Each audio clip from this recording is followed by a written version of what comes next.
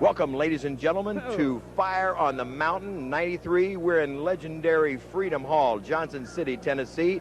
I'm Les Thatcher, and along with me to call the matches tonight, Dr. Dutch Mantell. And Dutch, we've seen some great historic matches right here. Tonight we have got a great wrestling card. Let's analyze the matches and give me a few comments. The first one, it's an important match. It's a status match. Jimmy Del Rey of Cornette's Criminals takes on Steve Armstrong First of all, Armstrong's Army. I'm glad you asked me that. I am just the man to analyze each and every situation. Jimmy Del Rey taking on Steve Armstrong's status match.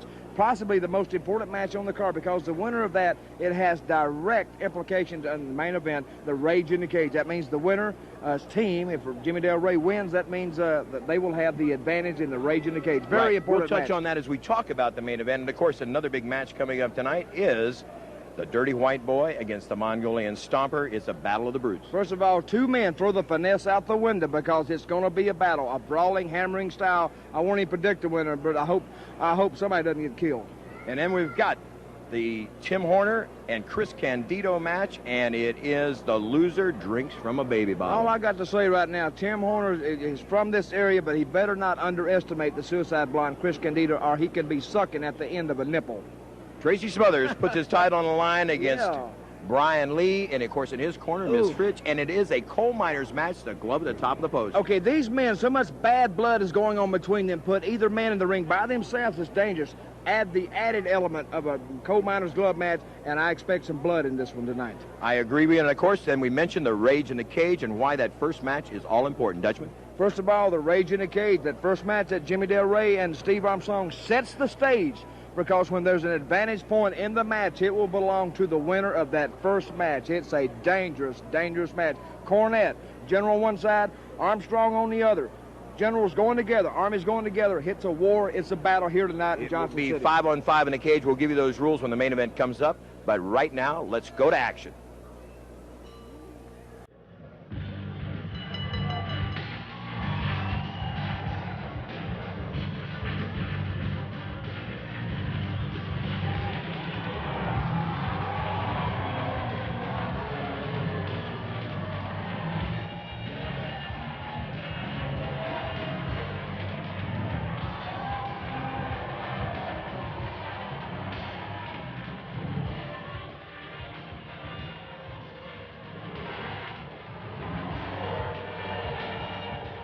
All right, first match in the ring.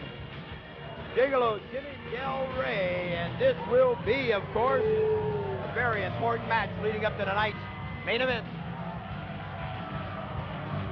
Of course, accompanied by his manager and mentor, Jimmy Cornette. Well, Les, one thing I'd like to say right now, the crowd is really alive tonight here in historic Freedom Hall, Johnson City, Tennessee, for this match, the opening match here, Fire on the Mountain 93.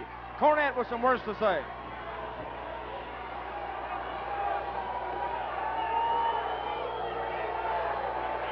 He's surveying the crowd, Les, obviously looking out. Could be a very dangerous night for Cornette. I just want you to know I like to slap smart Alex in the face, so shut up!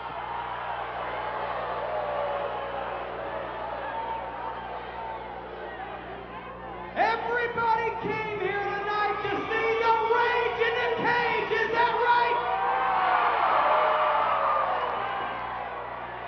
Well, when this man wins this match, then Cornette's Criminals are going to have the advantage in the Rage in the Cage, and that's why he's the designated hitter tonight.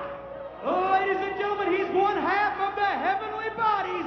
He is from Palm Beach, Florida. Please welcome Gigolo Jimmy Del Rey.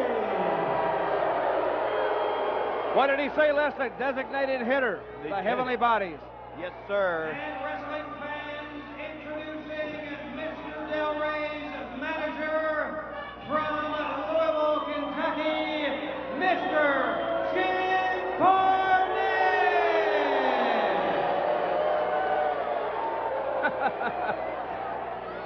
Cornette showing his displeasure with the reaction he receives here from the fans here. Absolutely.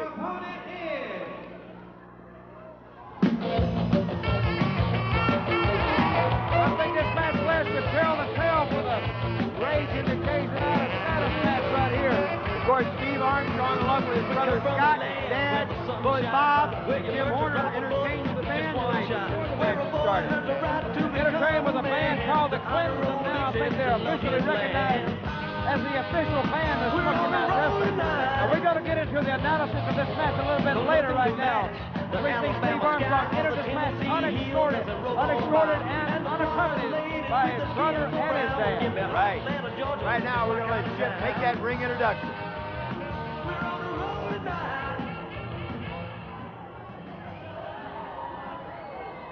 And representing Armstrong's Army at 242 pounds from Marietta, Georgia, Steve Armstrong. 1 fall, 20 minutes. The winner gets the advantage for his team in the Rage in the Cage. All right, Dutch, we're ready for the first match. It is officially underway. Fire on the Mountain 93. We're in Freedom Hall, Johnson City, Tennessee.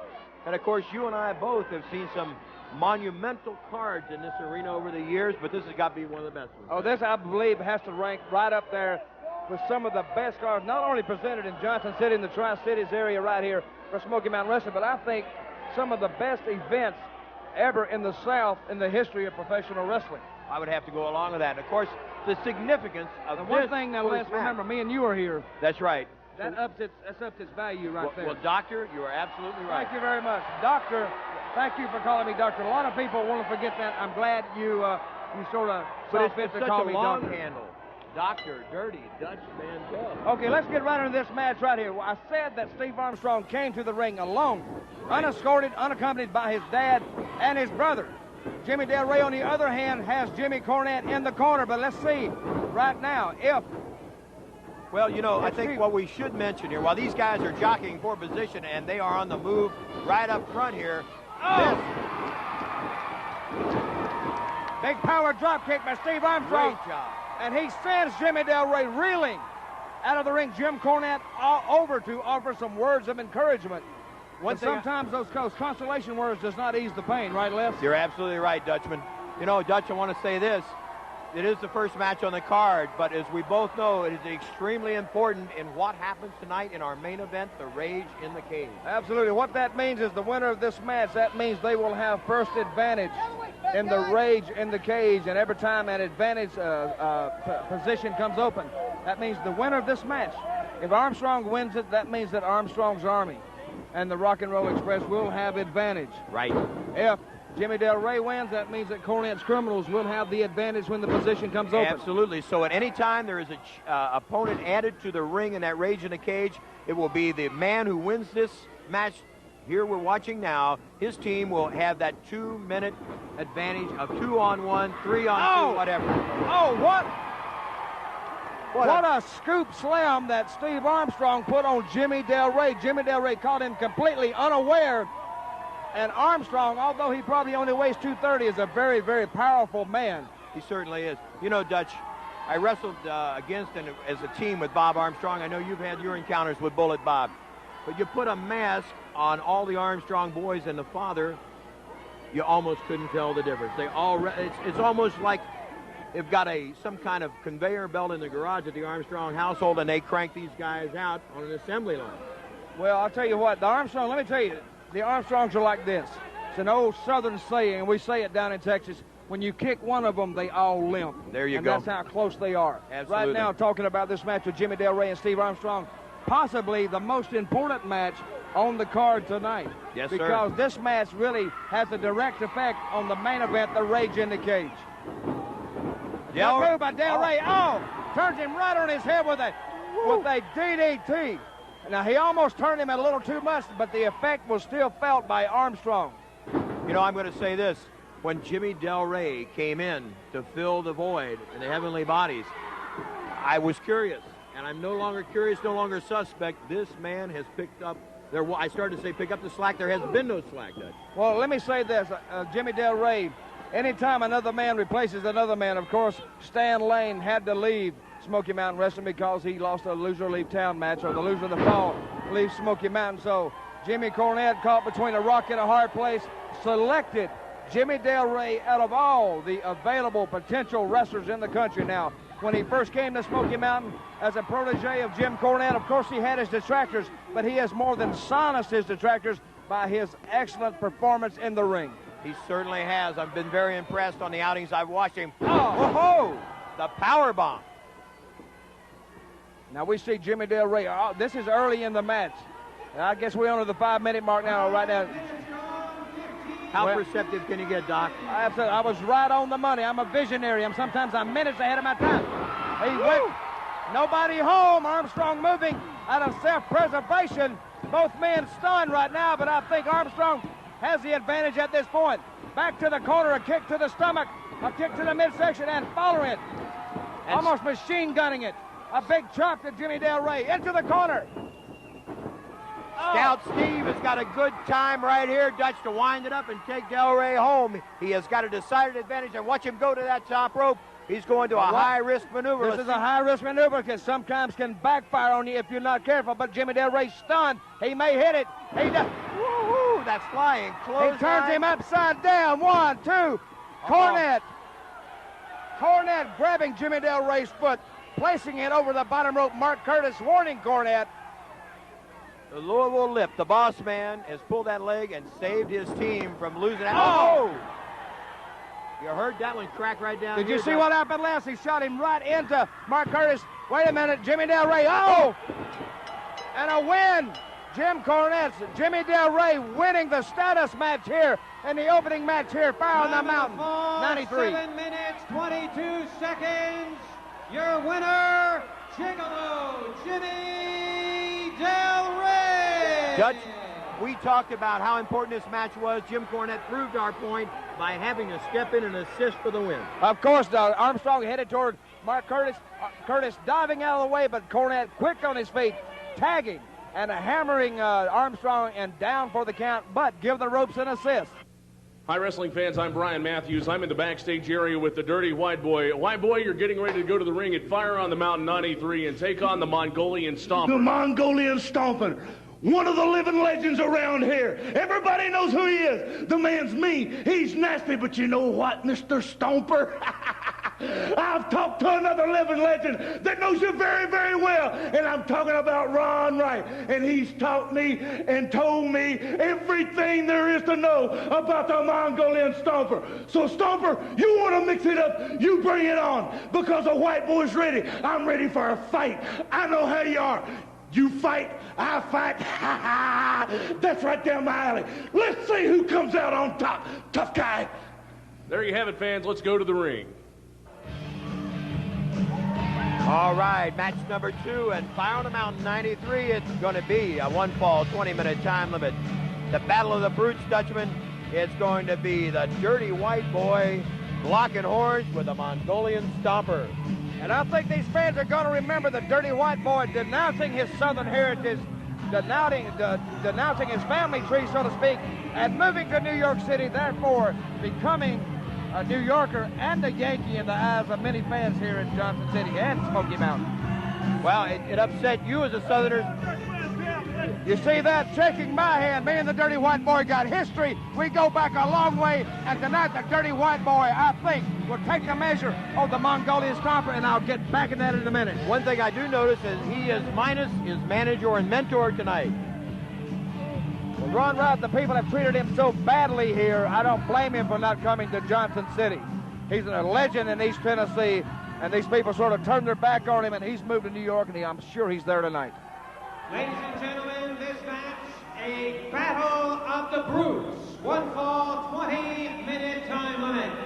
In the ring from New York City at 252 pounds, the Dirty White Boy.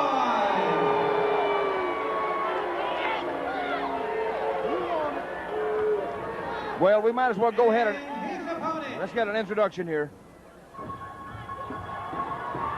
You hear that music, very airy music for a very airy man and wrestler, the Mongolian Stomper. Now you see him coming to the ring now. And here's a man who's been through the wars, he's been through the battles, and these both men, we can throw the finesse out the window here. Not a scientific move.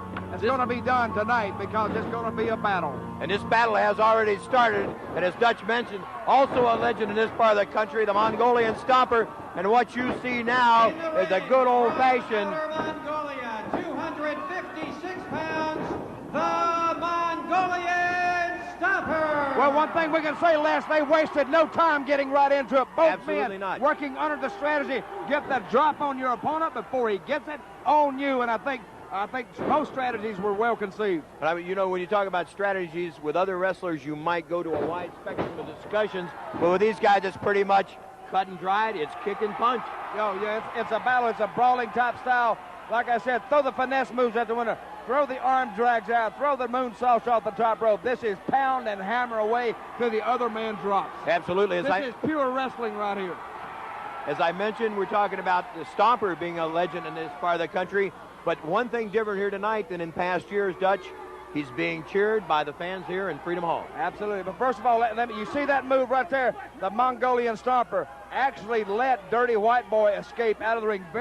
A very uncharacteristic move of the Mongolian Stomper. And I remember at times he would just keep you down and keep putting the boots to you. Relentlessly. Stay right, in fact, or follow you onto that now, floor let's and keep say putting that in boots. I think that may have sort of told us how the Stomper is feeling tonight. A big chop across White Boy, leading him across that rope and pounding him unmercifully over that top rope. Now, this would be the old Stomper you were mentioning just moments ago. We're seeing him right now. And the White Boy has taken quite a dose of that Stomper early on. And, of course, as we both know, Dutch, this can establish a precedent. Once, if you get to a man early, you sting him, he gets gun-shy. You see what I mean? Stomper is actually giving White Boy a chance to recover. Even though he put a boot right in there's one right on his head. He's actually giving him some time to recoup. Absolutely. He is being a little more methodical, a little more cautious, if you will, which, like you say, is a bit out of character for the Mongolian.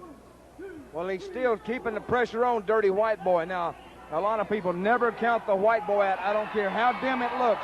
I don't care if it is dark as midnight. Never count the White Boy out because he has proven time and time again that he can take a licking and keep on ticking. There you go. John Cameron Swayze, I remember that from years ago. Right now, the Stomper is enjoying the feasting, I might say, on the sound of the fans cheering him on to stomp on the White Boy. Well, we got a lot of blood cams here. That's what we call our cameras on the floor here, the blood cams, because they zero right in on the violence and right in on the torture. And they may be zeroing in right here as a Stomper approaches and stalks the Dirty White Boy. Anthony trying to clear the cobwebs and begging for a little time now, but I'm not real sure I'd want to give him 2 seconds. I think there, and the Stomper wisely doesn't give him too much time. A big number 13 right in the midsection of the Dirty White Boy got him trapped in a corner, and White Boy a shot and another shot coming back now. And what did I say just moments ago? Never count the White Boy out. Oh, no, we've got two almost alike here, a little variance in styles, but two wrestlers basically the same. Head first into that turnbuckle right above us, Dutchman, and Tony Anthony draws back and loops that right hand in with a lot of effectiveness. Both men right above us now, Dirty White Boy pounding away at the Stomper. And have you noticed the expression on the Stomper's face? Very cold, very icy, very deadly looking at this point. You know, I think you'll agree with me, having wrestled this man yourself. He was not a guy that you could tell anything by the look in his eye or by his face. He was expressionless. He doesn't telegraph any type of emotion or intent. White Boy pulling a Stomper-like maneuver, biting at the ear of the Mongolian. Again, the kicks to the midsection. And the lead this early in the match has seesawed drastically in 360 degrees, Dutch. It's turned right around now. Now the White Boy dominating the Mongolian Stomper at this point. And right in the corner, right above us right now, Dirty White Boy applying the pressure to the Stomper. We saw the Dirty White Boy tell referee Mark Curtis to shut up and back out of the way. Mark Curtis, a little word of advice to him, he needs to stay out of the way. Absolutely. These men have no respect for the rules, and rules are made for other people, but not for them. Big chops by the Stomper. Stomper with that reverse, you're right. This match seesawing back and forth right here, Fire on the Mountain, the second match right here. I told you Curtis might get in the way a little too much. Mark Curtis throwing across the ring. Am I on tonight, Mr. Thornton, or am I on? Mr. Who? 5 minutes gone. You're on, Doctor. Oh, we've got an exchange now. The Stomper comes battling back, and Mark Curtis calls for the double disqualification. Both men, the playpen couldn't hold them. Both men on the floor. White Boy trying to make his way down the aisle. Both men battling in the aisle on the way back to the dressing room, or to the dressing room area. They're out of our sight right now. Match officially over. It is a double disqualification. Both men have been disqualified. Time of the fall, 5 minutes, 13 seconds. Referee Mark Curtis rules it a double disqualification. A double disqualification. Fans, we're backstage with Wildeyed and Tim Horner at Fire on the Mountain 93. Tim, tonight in the ring you've got Chris Candido, and the loser must drink from a baby bottle. That's right. Tonight is the night. You know, ever since you've been in Smoky Mountain Wrestling, Chris Candido, I've called you a crybaby because that's exactly what you are. Well, tonight when I beat you and I pin you for the 3 count, you're going to suck that baby bottle. Of course, it's nothing to you, nothing new to you, because you do it at home all night, all the time. But the only difference is tonight is you're going to do it in front of all these people, and I'm going to sit back and watch. Fans, this is the match where the loser must drink from a baby bottle. On the way to the ring is the Suicide Blonde, Chris Candido. Tonight, Smoky Mountain Wrestling, Fire on the Mountain. Wrestling the way it used to be and the way you like it. Well, it ain't the way I like it. It sure as hell ain't the way it used to be. Buddy Rogers would roll over in his grave if they knew they were sticking the real world champion in a match where you got to drink from a baby bottle. Well, tonight, Tim Horner, I'm going to show everybody that I'm not a crybaby. And I'm not. I'm okay. I'm going to show everybody that you're the real crybaby tonight in Johnson City, Tennessee. I'm going to show them why I'm the real world champion. They wouldn't stick Ric Flair or Hulk Hogan in a match where you got to drink a baby bottle. And I could be either one of those guys. I'm the WWE World Champion. I'm from Jersey, for Christ's sake. But tonight, Tim Horner, in about 2 minutes, you're drinking from that bottle. There you have it, fans. Let's go to the ring. Suicide Blonde, Chris Candido, and Tim Horner.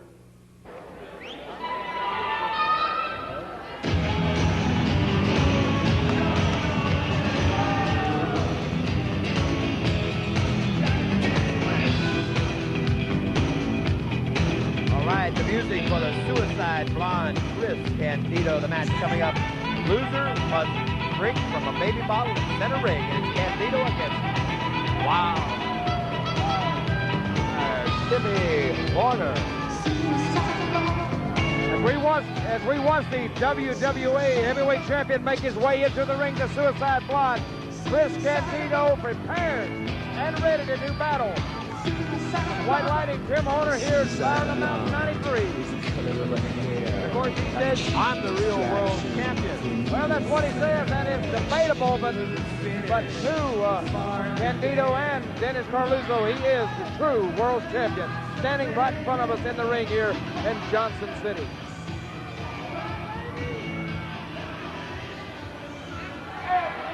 Smoky Mountain Wrestling fans, this match, one fall, 30-minute time limit. The loser must drink from this baby bottle. Introducing in the ring, 224 1/4 pounds from Asbury Park, New Jersey, the Suicide Blonde. Johnson City, this idiot don't know, but I know all you people know. And Tim Horner's going to find out why. I am the WWA Heavyweight Champion of the world. I'm not a crybaby, and I'm not drinking no bottle.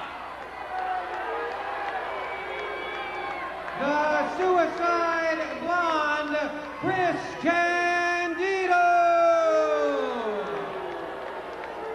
Well, Chris Candido met with a round course of booze here in Johnson City. And his opponent's making his way through the ring, and you heard him say he is no crybaby, and he's not drinking from a baby bottle. But somebody's going to drink from that baby bottle tonight, doesn't somebody here's going to have to suck on a nipple here a little bit. You know, somebody's going to be sucking high nipple on this one. And I'm sure the White Lightning don't plan to drink from that bottle either. Wait a minute, Candido making a retreat out of the ring as the entrance of Tim Horner draws close. Now Tim Horner with Candido's property. A lot of people here got signs that saying Chris is a crybaby, and I'm sure he's read some of them. Ladies and gentlemen, 230 pounds from Morristown, Tennessee, here is White Lightning, Jim Cornette. 1 fall, 30-minute time limit. Again, the loser must drink from this baby bottle. Chris Candido against White Lightning, Timmy Horner. And of course, you know, I'm going to give this young Candido a lot of credit, Dutch. He is a very talented young athlete. However, for me to call him a world champion, he's going to have to beat a lot of men the caliber of this man he's facing tonight, Timmy Horner. Dutch, you are picking Candido in a squeaker. As much, and I repeat, as much as I would hate to disagree with you, because you certainly are a learned man. I am a doctor. You have a good eye. Thank talent. you. Thank you very much. I would have to still lean with Horner with a slight edge. Okay, well, that's why we play the game, to see who's going to win. Over the top, Candido, and to the top of the turnbuckle, looking at the crowd. Now, wait a minute. A little bit too long. Yes. Horner right in our corner, and a gut shot, and off the top. Oh! Belly down. Over the top, line, over the top, to the floor. Yes, he did. And we see the lady in red over there holding a baby pamper up, and over the top, Horner looked like he wanted to go outside. Now he's back on the top rope, top turnbuckle. But Horner from that top turnbuckle, the long ride home. Double axe handle, and we can see from our vantage point some knees and boots, and that's all we can see of Candido turned upside down. Yes, sir. On the other end of the ring from us. Candido being thrown back into that ring, and Horner is going to try to diaper him here, Dutch. Well, it looks like he's coming in. Well, he Candido met with the forearm from Candido for his trouble. He's in for the ride now. Oh! And a solid boot. A solid boot. Wait a minute. Back drop. Good one. Referee Mark Curtis in for a count of 2. Now, I think both men's strategies, but I don't think either man's strategies is working at this point. I think they're both seeking an advantage. It's been a seesaw battle. Well, you know, I kind of think here that your young friend Chris he's trying to match Horner speed for speed, and he should be taking a little of that strength we're talking about, a little bit of the poundage that he's got the advantage of, and trying to slow him down a little bit and take some of that away from him, don't you think? Well, he sends Horner face first into the ropes with the forearm into the small of the back, and Les, you know that's very painful if applied properly. Yes, sir. That gets you right in those kidneys, and it sure takes the wind out of your sails. Yes. Good move by Candido. I agree. And that means he's thinking on his feet. He knew he was being sent in for the natural bridge, and very few men. I don't think anybody has ever come out of that natural bridge. Now, that's one thing he schooled himself well in. Watch here. Candido over the top. Over the top, onto the floor to Horner.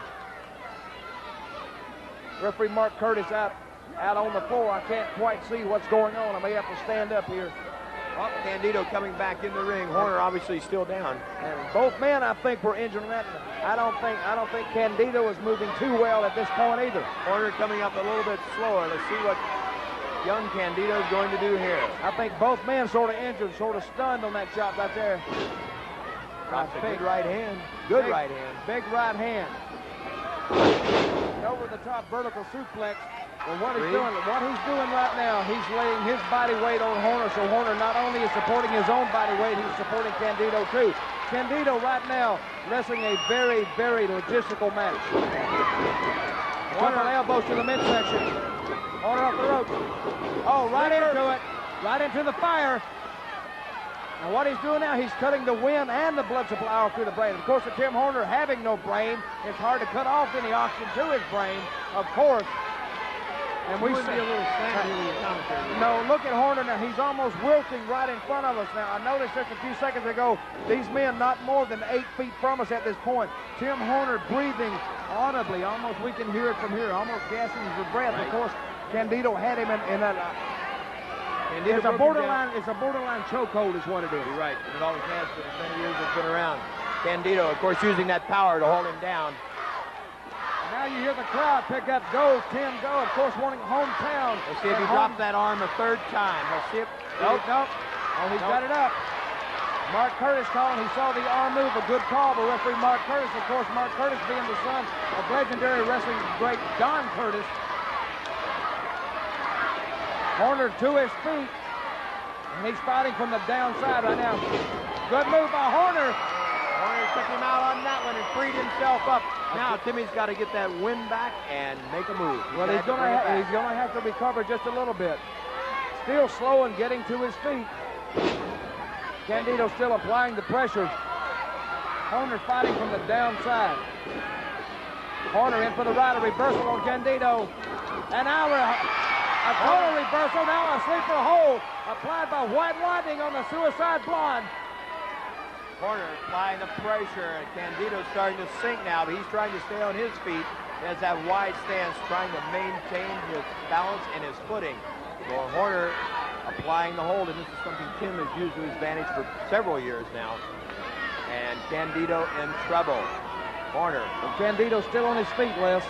Still on his feet, catching his arm. I think now what Tim Horner's going to do is really apply the pressure. He needs to be moving backwards on this and keeping low. Wait a minute. Candido was attempting what Horner had done, but Tim anticipated. But a good move by Candido. What he did, he moved, but Timmy anticipated it, shoved him in the corner, came back off with the same hold he had. Elbow frees him up. Let's see what Candido's going to do now. The young man taking his time. Puts that right hand in. I am. Candido, you know, he looks a little bit winded right now. Oh! Scoop slam. Beautiful coming out of that corner. Candido goes down himself, and both men are moving on instinct alone now, Dutch. I'm going to tell you, me being the color analyst here, what happened there, both men, they tapped heads there for a second.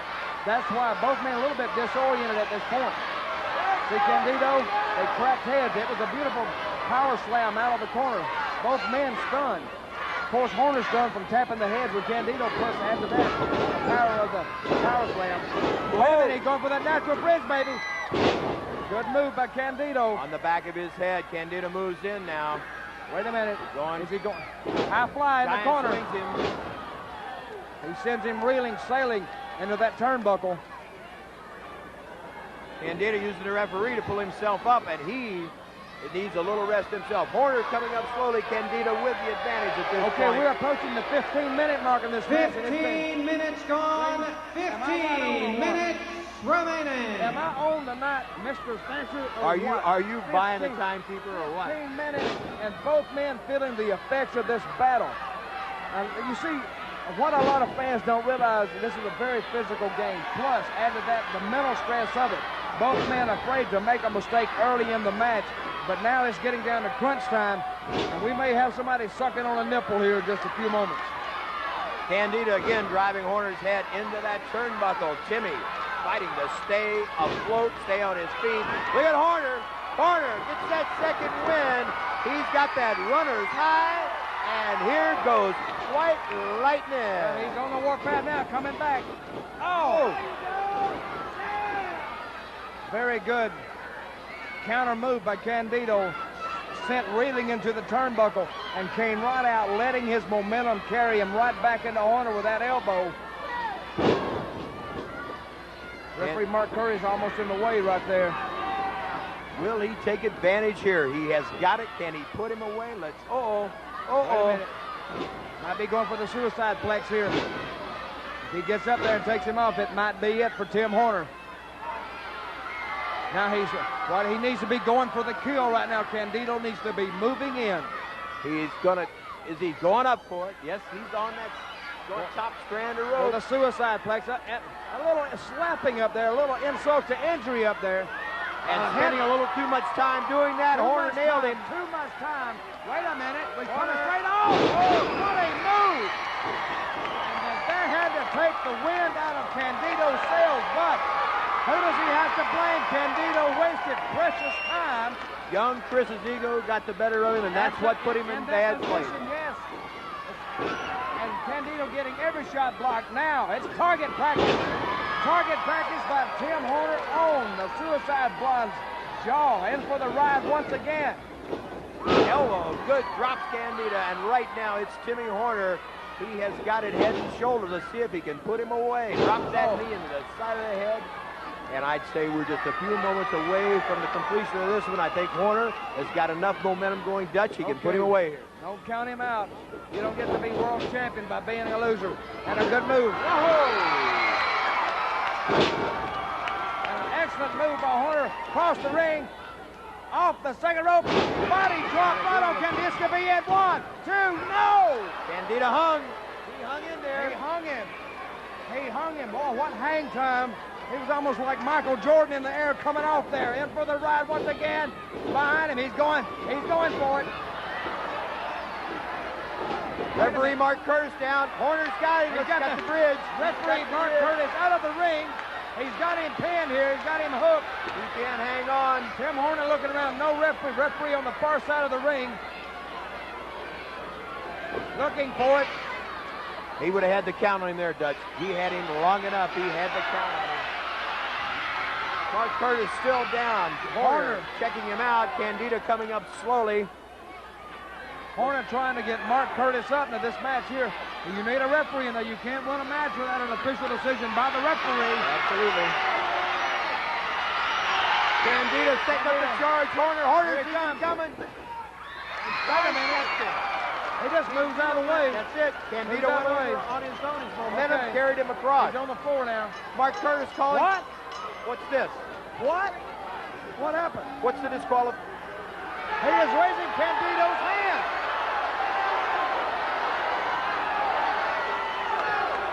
I'm not sure. I'm really in this one myself here. Wait a minute. Over the top. Referee Mark Curtis says over and assumed that Horner had drawn him. Time of the fall, 18 minutes, 39 seconds. Referee Mark Curtis has disqualified Tim Horner. Your winner, the Suicide Blonde, Chris Candido. Well, I told you maybe Candido in a squeaker. I didn't really foresee this. Maybe I foresee Mark Curtis winning it for Candido, and that's exactly what happened. Well, it's a judgment call. A judgment and a bad judgment, let's face it. He thought Horner pitched him. Horner didn't touch him. Wait a minute. Now we have a little discussion going on between the participants.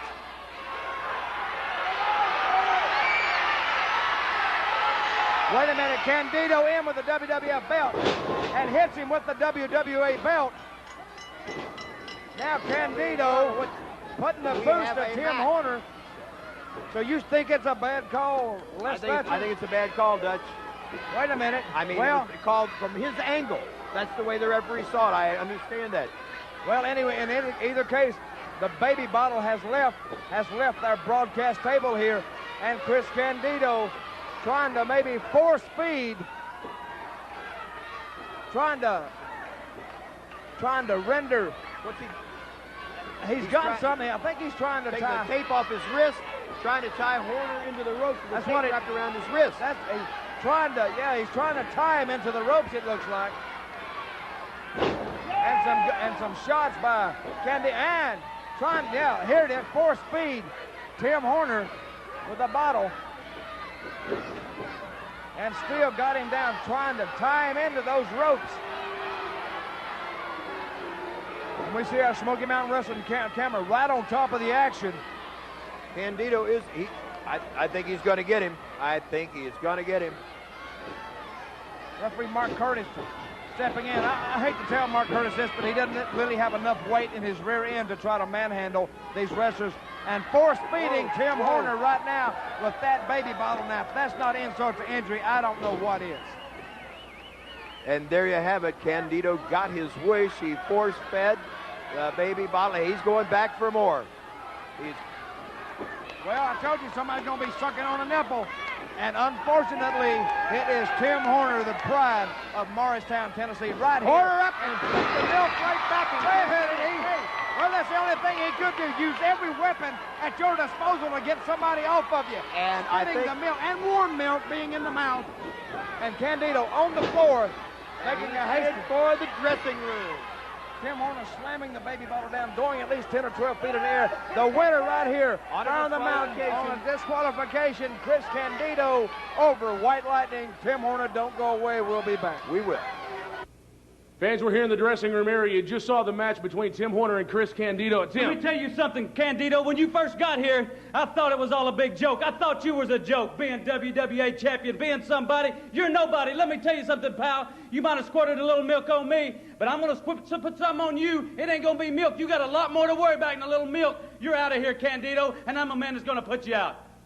And, of course, the Smoky Mountain title is on the line. Tracy Smothers has demanded a coal miners match. That's a glove atop a 10-foot pole. The man who gets that glove, Dutch, can do anything with it he wants. Well, according to Tracy Smothers, that's going to keep things even when you put that coal miner's glove on the pole, and the first man that gets it can use it. Tracy Smothers, in his mind, that keeps it even. He's referring to the black glove that Brian Lee has been putting on. And right. Tammy Fytch, don't count her out in this one. That's right. Now we've heard the comments from Dutch and myself. Let's go to the dressing room and hear the comments from the athletes. Fans, the coal miner's glove is on a 10-foot pole. The heavyweight title's on the line. Primetime Brian Lee on his way to the ring with his manager, Tammy Fytch. You know, I've heard things about this. People have talked about it. A coal miner's glove match. Now we actually have to have one. I can't believe we have to be associated with something that a filthy, dirty, disgusting, greasy coal miner is associated with. I can't believe this is actually happening. But you know, Tracy Smothers will, even though he loves me, he can't resist me, but you know, after this match, he won't be able to try to molest me anymore. He won't be able to try to attack me anymore. He won't even be able to walk anymore after Brian gets through with him. But I won't have to worry about this match because Primetime will take care of it. That's exactly right, darling. You know, Tracy Smothers, it all comes down to this. We've been beating around the bush. You've been talking about the belt. You've been talking about my manager. The bottom line is you want what I have. I'm 6'8". I'm going to reach up on that coal miner's pole, grab the glove right off there, knock you out. But we'll also go back to this, Tracy. This is my manager, Tammy Fytch. You're a pervert, and you're mad. You're jealous of Primetime Brian Lee, and you can't have her, and you can't have this belt. So after tonight, when I jack that jaw with that coal miner's glove, it's out 1, 2, 3. And then once again, Tammy Fytch and Primetime Brian Lee will walk out victorious. Fans, it's Fire on the Mountain 93, and I'm here with the wild-eyed Southern boy, Tracy Smothers. Tracy, tonight it's coal miner's glove match, a glove on a 10-foot pole. You and Primetime Brian Lee. You got that stuff right. Fire on the mountain, lightning in the air. The stakes are really high, but I just don't care. The light's on, but nobody's home, man. Tammy Fytch with a capital B. You slapped my face, you spit, you sprayed that stuff in my eyes. You caused me to lose the Smoky Mountain heavyweight title because you gave that black glove to my former protege, primetime pretty boy, prima donna Brian Lee. Well, now I've asked for a coal miner's glove match. Brian, you call me a country bumpkin, you're right, I am. You call me a redneck, you're right. You call me a hillbilly, you're right. I'm all the above. Never said I wasn't. I'm the wild-eyed Southern boy, often imitated, never duplicated. I know what a coal miner's glove can do, buddy, and I know how to climb a tree and get one, son. I know how to go in that mine and get it. Well, I'm going to scale that thing like Tarzan, and I'm going to knock you into the next area code. And Tammy Fytch with a capital B, if I get my chance, I'm going to bend you over my knee and whoop your butt like your mama should have done a long time ago. Fire on the mountain. The time for talking's over. I'm going to be on you like a duck on a June bug, and y'all going to look like a couple of rats trying to find a corner in a silo. And by the good grace of God and the support of the fans and just a little bit of lady luck, I'll be the Smoky Mountain heavyweight champion for a third time.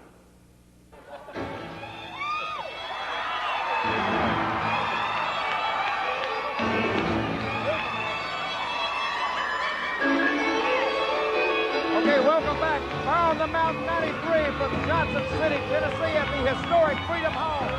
The music, the fans on their feet, ladies and gentlemen, signals the arrival of the wild-eyed Southern boy, Tracy Smothers. Yes, sir, and it is a coal miner's match. The title is on the line with this Tammy Fytch in the corner of Primetime Brian Lee. I want you to watch Tracy Smothers coming into this ring right now, and I guarantee you one thing. I know that man, and he is fully loaded for bear right now. I don't know if the cameras can pick up referee Mark Curtis going up the pole right now. We're putting the coal miner's glove on top of the pole. And this battle here, as Tracy Smothers moves right past our broadcast table. You talk about fire on the mountain. You look at his eyes, and there's fire in this young man's eyes. I think he may have fire in the belly right now because I think he is, like I said, loaded for bear and ready to rumble.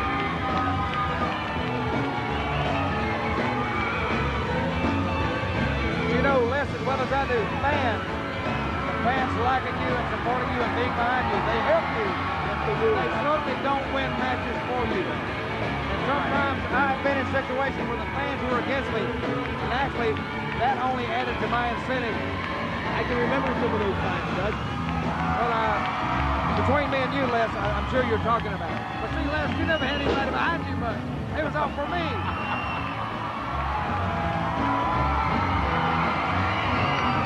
Guys, how time changes the memory. Absolutely. Well, Al Harvard. You get a little older, you get Al Harvard.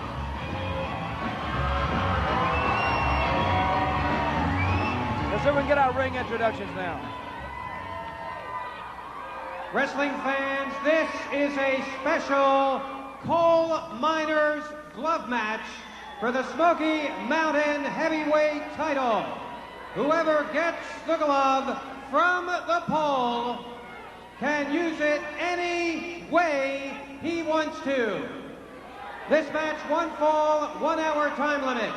Introducing in the ring from Springfield, Tennessee, 236 pounds, the wild-eyed Southern boy, Tracy Smothers. Well, we have a native Tennessean in the ring right now. Let's listen for some music for his opponent. And his opponent. And of course, we're talking about Primetime Brian Lee, the champion. And besides this Tammy Fytch, which he has going for him in his corner, he's also got his eyes set on a $20,000 bounty placed on the head of Tracy Smothers by Ron Wright. Yes, the $20,000 bounty has not been collected on Tracy Smothers, of course, put there by the legendary Ron Wright. And I'm sure that's not far from the Primetime spine as he enters this contest tonight. Entering the ring, Smoky Mountain heavyweight champion, the belt on the line tonight. We see him standing there with his manager advisor, Tammy Fytch, from Wellesley College, from Wellesley, Massachusetts. That's a very elite girls' college in the Northeast. Society lady. And obviously doesn't like her men to be society men. She likes a little rougher than that, Doug. Tracy Smothers, 2-time Smoky Mountain heavyweight champion. I would like to reach in one more time. Would like nothing better than to embarrass Tammy Fytch in her own game and Primetime Brian Lee. I have heard some of those words passed. You see what a gentleman Primetime is, helping Miss Fytch up on the apron. Now we see him enter the ring right now. She's a very attractive young lady, wouldn't you say, Mr. Thatcher? Yes, she is an attractive young lady. See if we can get some ring introductions now. But I'd say her temperament is not too attractive, Doug.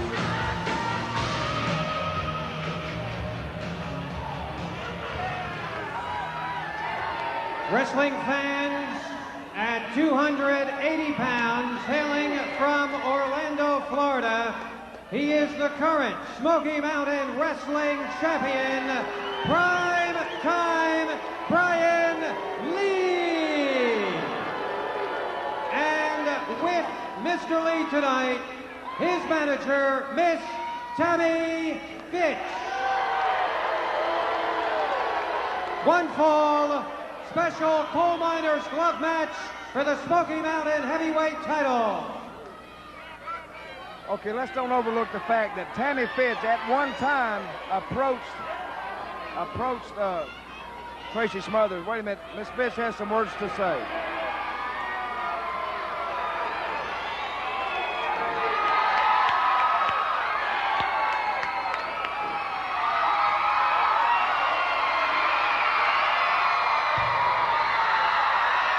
I thought she was going to say something, but it's too loud for Miss Fytch, I think, to even attempt to speak over this loud crowd here in Freedom Hall. And of course,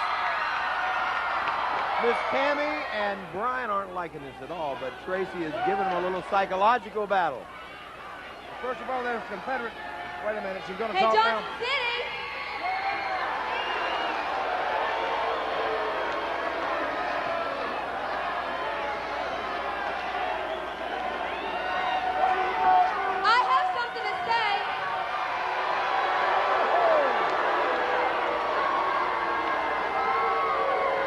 Shut up and let my manager bunch of redneck idiots.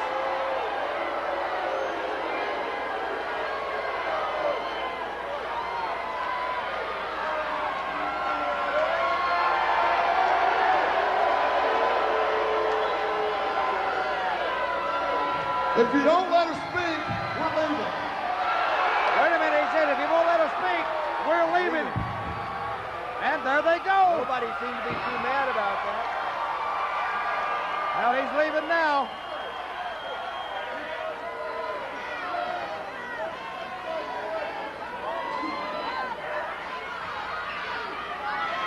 Hey, Tammy Witch with a capital B.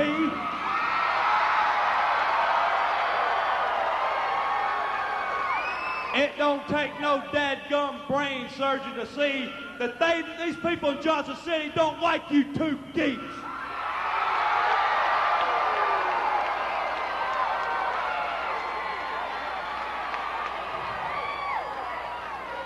Hey, lady, these people seen you spray stuff in my eyes. They seen you slap my face. And me and these rednecks are gonna kick both of your asses tonight. Yeah. Hey, I get my chance. I'm gonna bend you over your knee, over my knee, and whoop your butt like your mama should have done a long time ago. Hey, Brian, I'm gonna scale that thing like Tarzan, and I'm gonna stick that coal miner's glove up your butt and turn you into a popsicle. I'll say one thing, Tracy's not missing any words. Hey, say what you mean, Tracy. Well, once again, like I was saying, fans don't win matches and words don't win matches. You're right. Ability, guts, and talent win matches. Absolutely. But I would say... Wait a minute. We got an early start of this. Going right to that coal miner. Wait a minute. They got off the top. Smothers going to work in Primetime, wheeling right back, and we've got action. They're trading those blows. Two big, young heavyweights and driving that head into that turnbuckle. Tracy takes him cross corner. And at this pace, it's not going to go too long, Doug. Well, they started it. There's some bad blood between these two men going back. Actually, this town right here where Brian Lee turned on Tracy Smothers, and since then it's been one incident after another with these two men. And of course, with the addition of Tammy Fytch to Brian Lee helping him. Wow, what a kick by Tracy Smothers. Almost a slide into second base. And he punched that big number 11 right in Brian Lee's chest. And they're coming our way, and I hope they don't tear our broadcast table down like some of the previous matches have done. I'm getting tired of running all night. He's headed. We see Confederate flags all over the place. Tracy Smothers with Brian Lee's head into a chair.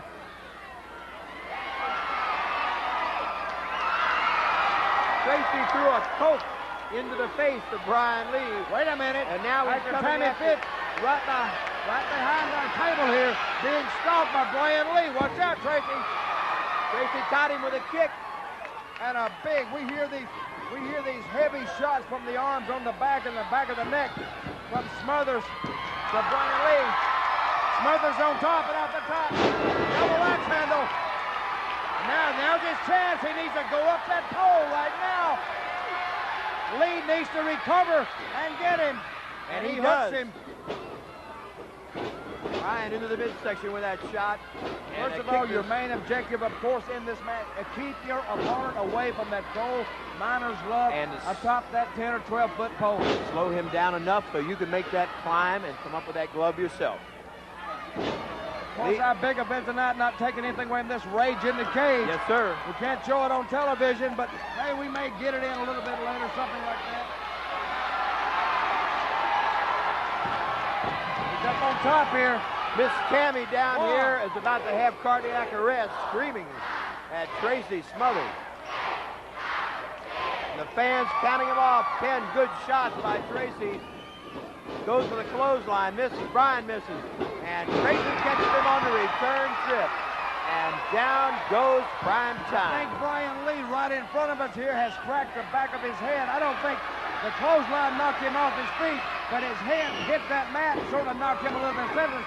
And what a powerful shot, big right hand by Tracy Smothers. It really spun the head of Brian Lee around. And again, he's driving that head into the turnbuckle. Brian Lee taking quite a bit of punishment and still maintaining his feet. Now on the second turnbuckle.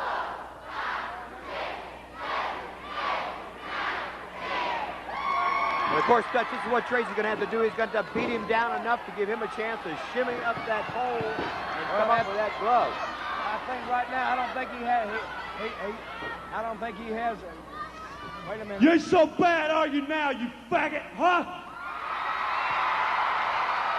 Can you say that on television? He did. He certainly did. Say what you mean, Tracy. He Don't doesn't. mince your word. Call him what you think he is. And trying to go up that pole, he better recover. I'm going to tell you, if he thinks those big right hands without a glove are powerful, when you get that glove on, wait a minute, coming out on our table. We're drawing them like a magnet tonight, Les. I wish you were good-looking women, Dutch. You know, of course, this coal miners glove match came about because of the black glove that Brian Lee has been slipping on his hand, courtesy of Tammy Fytch. Over the top rope. Wheels him over that 5 minutes gone, 55 minutes remaining. And that's going to put Brian Lee probably in the best advantage he's had throughout this match, Dutch. And when you get turned upside down from going inside that ring to out, turning upside down and disoriented onto a concrete floor. Oh! We heard that shot way over here. Blocked it, taking way over Brian here. Lee into that steel post. Chair into the midsection. A chair. Down across the back. A chair. Smothers in the driver's seat. A chair by, wait a minute. By any other name, it's still a chair. Brian Lee now coming back a little bit. We predicted this will be a war and a battle, and it certainly turned out to everything we've hyped it to be. Smoky Mountain Wrestling, if you want to see pure wrestling, you picked the right place right here. Smoky Mountain Wrestling, the most brutal and the toughest federation in the country, bar none, and I would even say the world. The toughest excitement minute for minute. That's well, first of all, these guys, they dog it. They get out here, they really go for it because they know the reward at the end of the rainbow. Absolutely. The fastest growing federation in the world and the most exciting. And right now, that federation's champion is coming to his feet, and he's going to try and take the advantage over the wild-eyed Southern boy, Tracy Smothers. And you'll see, ladies and gentlemen, a lot of photographers around the ring tonight here at Smoky Mountain. A lot of photographers from the Northeast, photographers from Japan, California, and New York, all across a lot of the wrestling magazines here because they realize the importance of this event, not only to Smoky Mountain Wrestling, but to the world of professional wrestling. Exactly. Right now, Primetime with a flying scoop slam, great power slam. What a power slam, and a point to Tammy Fytch saying, baby, I did it for you. And I think right now Tracy Smothers may be having a Maylocks moment. And the break by Brian Lee. Tracy down and in trouble. Tracy being choked down once again. We have had quite a seesaw battle, Dutch. Both guys have maintained the advantage here. And you see the strategy right here. I don't think Brian Lee has even attempted to go up the pole yet. Tracy Smothers on 2 or 3, maybe 4 different occasions has tried to get up the pole. But do you ever stop to think, could that be because Miss Tammy has something that in her purse that Brian may have access to? If he needs it, maybe he doesn't have to climb that 10-foot pole, Dutch. First of all, she is around the ring. She is a factor in this match. And right now, the young lady from Wellesley is very, very excited. As we see her coax her man on, Primetime Brian Lee, according to her discovery, her creation, her invention, Primetime Brian Lee. Some big gut shots administered by Tracy Smothers off the ropes, ducking a big elbow, and another big power slam. I'm going to tell you, his own momentum carried him over. Good move by Primetime. Yes, sir. Primetime now looks like he may be going for that glove, Dutch. Okay, now this is the first time, Brian Lee. I'm going to tell you, Mr. Smothers, you better get to your feet quick. One to the midsection, doubles Lee up. Another one drops him back into mid-ring. And right now, Tracy Smothers trying to build ahead of Steve to put away Brian Lee and go for that glove. Woo! The knees up into the midsection. No, I think right out of that looked like it caught him right on the solar plexus. That's almost the worst place it could possibly go, because not only is he winded now, that took more wind out of him. And you know as well as I do, you can only get so much air in those lungs at any one time. Yes, sir. And if you don't have it, you are done. Now, good move by Brian Lee right now, knowing that putting the weight on him. Yeah, and putting the weight on him, but also cutting off his wind, because he knows right now he's winded, plus he's taking wind out of him, so let's just cut the rest of it, or what's remaining, let's just cut it off. Yes, sir. And Miss Tammy is strutting and talking, and she's enjoying herself, Dutch. But not hardly acting like a nice young lady from Wellesley. Well, that's because you don't know her. She is a nice young lady from Wellesley. Even though she is from the north, she is a nice young lady. It's because guys like Tracy Smothers, and don't get me wrong, I have nothing against Tracy Smothers, but he didn't really show a lot of southern hospitality in his when he addressed her. I understand. First of all, even on my own segment, Down and Dirty with Dutch, to me, rude behavior in a man, I won't tolerate it. All right, Brian Lee using the ropes for leverage and still trying to cut the wind off of Tracy Smothers. And a wild-eyed Southern boy needs to build up some offense here, Dutch. Well, he is in trouble. I know that. He can't build offense unless you're mobile. He's immobile right now. He's stuck. He's like a rock in the middle of the ring. He's hoping right now he was back in Springfield, Tennessee, in front of his big screen TV instead of here in historic Freedom Hall, locking horns and in the same box with Primetime Brian Lee. But he does want that title belt. He does want that glove, and for that reason, he is here, and that's the same reason I don't think we can count him out, Doug. Well, I'm not counting him out, but I'm saying sometimes when you get winded, you've been in matches last, sometimes you become disoriented, sometimes you don't know where you are, and sometimes you fight on instinct alone. At that point right here, that's what Tracy Smothers is doing, fighting solely on instinct. You're absolutely right. First of all, he's going to have to get some kind of a leverage point on Primetime Brian Lee, then get his win back. And he's trying to build that advantage right now. A couple well-placed elbows, a looping right hand and a left. And let's see what he can do with the Primetime man. Primetime hooks up and makes Tracy miss the drop kick. Brian misses the elbow. I was going to say Primetime Brian Lee at that point right now wrestling a textbook match until he missed his own offensive move. Brian coming Looks up like he's slow. holding the inside of his leg there. I don't know what he could have heard on that move right there. Tracy dropped under the punch. Another shot to the midsection and sets Brian Lee up. Well, he's got a little bit of momentum now. Hits him with the elbow. Great flying elbow. The crowd roaring their approval here in Johnson City here on Fire on the Mountain. And you know what, Dutch? I think that glove has been all but forgotten for the last couple of minutes. Neither man has made any attempt at all to get to that pole. Well, I think both men would like to have the other man almost in a comatose state before he comes up. Oh, a high diving knee drop by Brian Lee. But when he lands, nobody home. There you go, Smothers. If you're going to win the match, you got to get the weapon. Get the weapon. Go after the weapon. Go after that coal miner's glove. Tammy Fytch telling Primetime, go. Wait a minute. Whoa! Tracy went for the flying block and missed it. Well, he waited for Primetime Brian Lee because he knew he was coming and thought he would catch him almost in an unexpected position there. It didn't happen. Brian was able to duck under him, and right now Brian back in the driver's seat, and Miss Tammy has a smile on that co-ed face. You know, I mentioned the main objective, of course, to get the coal miner's glove. That's not the main objective. The main objective is that belt right in front of us. Whoa! Miss Tammy took a handful of hair and laid a slap upside the head of Tracy Smothers. And she's smiling about it. Very happy, very happy. Why do I feel she may regret that later on? Oh!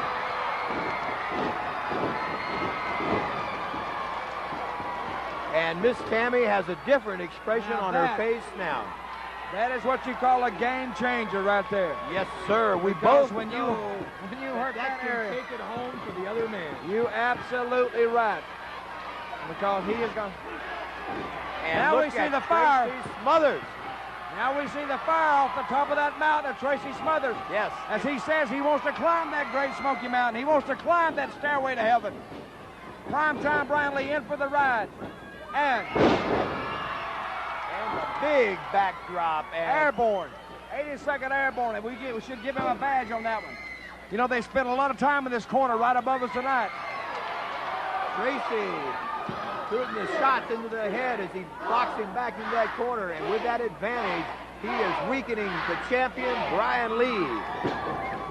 Lee staggers incoherently to mid. Oh, the savant to the back of the neck. What do you call that? Savant. Well, I call it the spinning reverse heel kick, and that's exactly what it was. Well, in oil trough, it probably is. Has the same effect. Over the top. Runs under. Comes again. Goes for the poke. Oh! And that will turn the tide of a battle.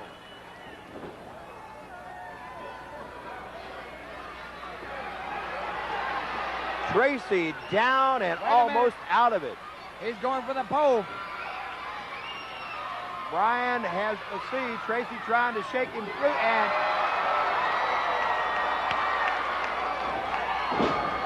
I'm starting to ache, Dutch, just sitting down here watching this one. I'm speechless. I can't believe these. They are speechless. I guess. Or at least they're speaking at a high tone right now. Whoa, a trip by Tammy Fytch. An assist by Tammy Fytch. Now, Tracy's mother's down. Wait a minute, now he's got the glove. Primetime has the glove off the pole. Coming down now, he's got to put it on his hand. And wait a minute. Another sweeping roundhouse kick. That's again. Wait a minute, now he's got the glove on. Now we could have a new champion. Here, Mark Curtis, Miss Tammy trying to come in that ring. Wait a minute, we could have a new champion right now. And here comes the dirty white boy with a chair, drops Tracy Smothers. What's going to happen? Miss Tammy still arguing with Mark Curtis. Curtis, attention has been diverted. Brian Lee is being put on the top of Tracy Smothers. Out goes Tony Anthony. And let's see what's going to happen here. Well, we had a visitor here, the dirty white boy.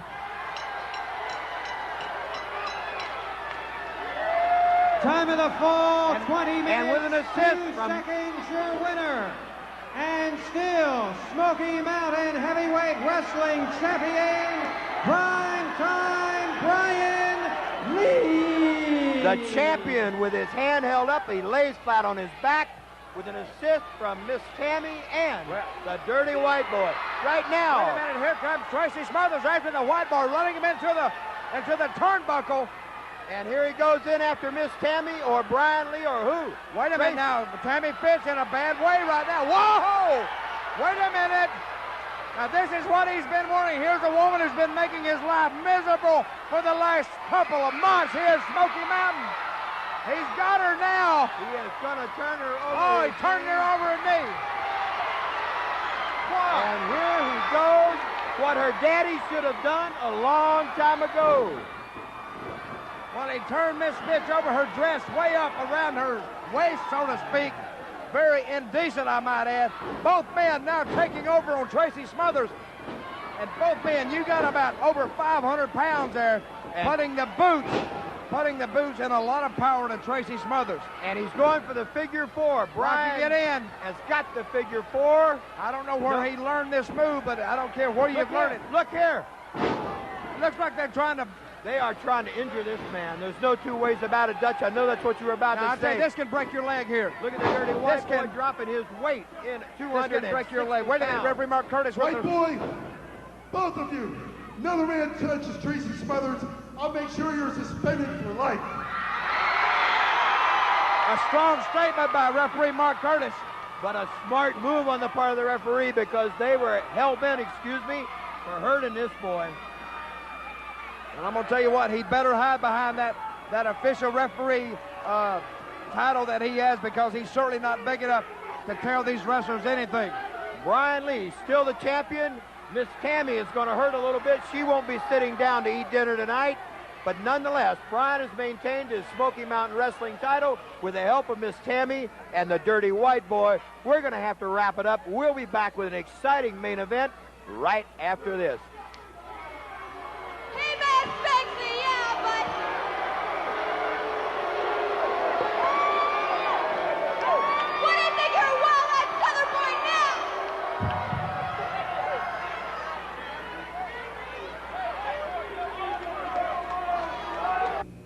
Fans, a shocking incident here at Fire on the Mountain. Tracy Smothers has been hurt. He's being attended to by the first aid crew. We don't know how bad Tracy Smothers is hurt at this time. And here they come, Primetime Brian Lee and Tammy Fytch.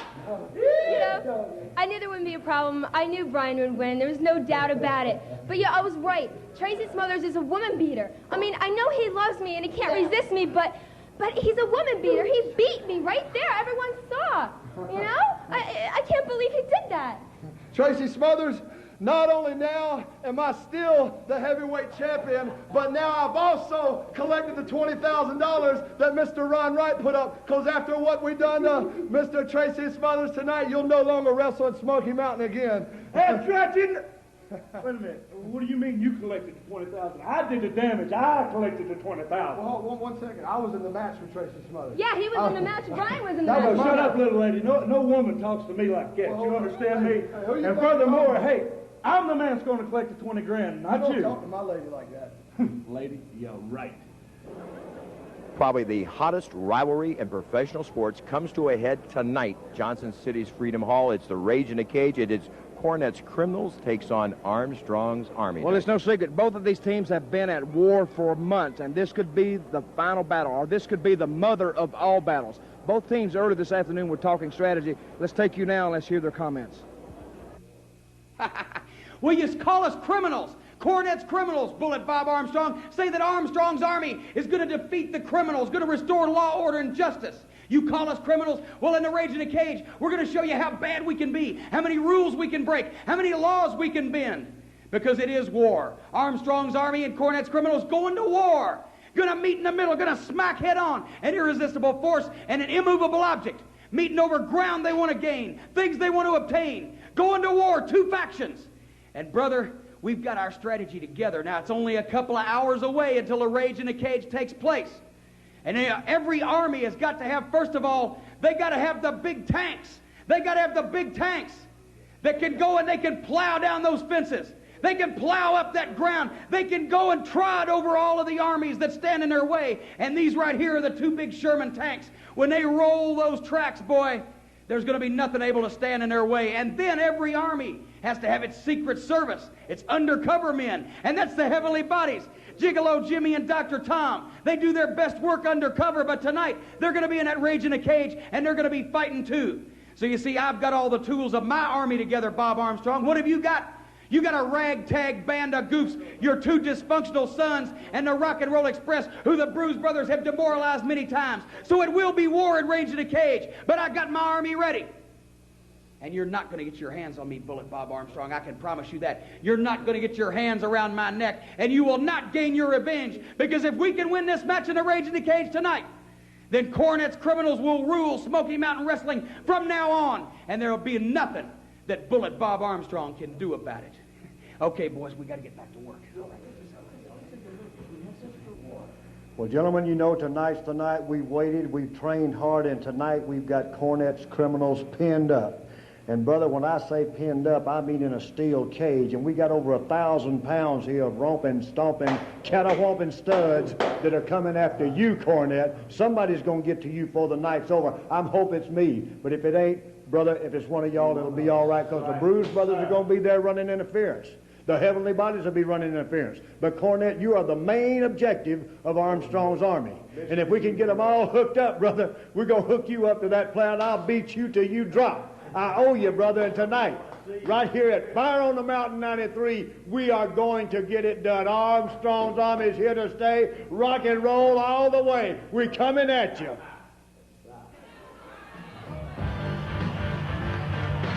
All right. The referee for tonight's main event, the Rage in the Cage, the Big Boss Man, is in the ring. There will be 10 wrestlers in that ring before all is said and done.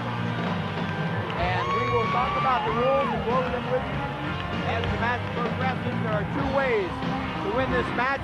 You can handcuff all 5 members of the opposing team to the sets of handcuffs you see on either side of the cage. Or if one member of a team gives up guts, he has basically submitted to the entire team. That's it. First of all, Cornette going around, trying still to talk to the Big Boss Man. Everybody knows the relationship between them before. He's trying to talk to the boss man and check the cage. All members of the Cornette's Criminals trying to check the cage. But guys, I'm going to tell you, that's some strong wire up there, and we see all the handcuffs attached.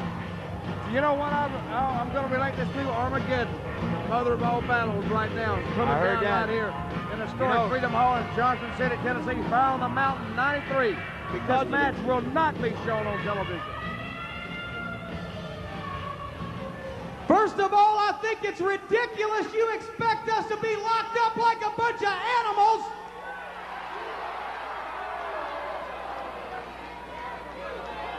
Boss man, we've had a lot of history. You haven't talked to me all night, man. And I just want you to remember, I've done things for you in the past. You say you've seen the light, but you just think back when it comes time to make a decision. Just exactly what we've been through, man. You just think about it. And I now want you to stand on your stinking redneck hillbilly moonshining feet and pay your respect to the most awesome collection of wrestling talent in the history of the sport. First, at 620 pounds, from Sturgis, South Dakota, they're mad, bad, and dangerous to know, Ron and Don, the Bruise brothers. And they are the finest tag team combination, as well as the object of every woman's desire. They're the Doctor of Desire, Tom Pritchard, and the Gigolo, Jimmy Del Rey. They are the Heavenly Bodies.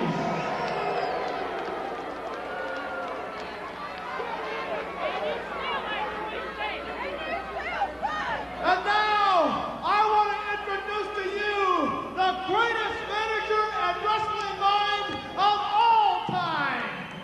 And soon to be the manager of the next World Tag Team Champions. 6-time manager of the year. Please welcome Mr. Jim Cornette.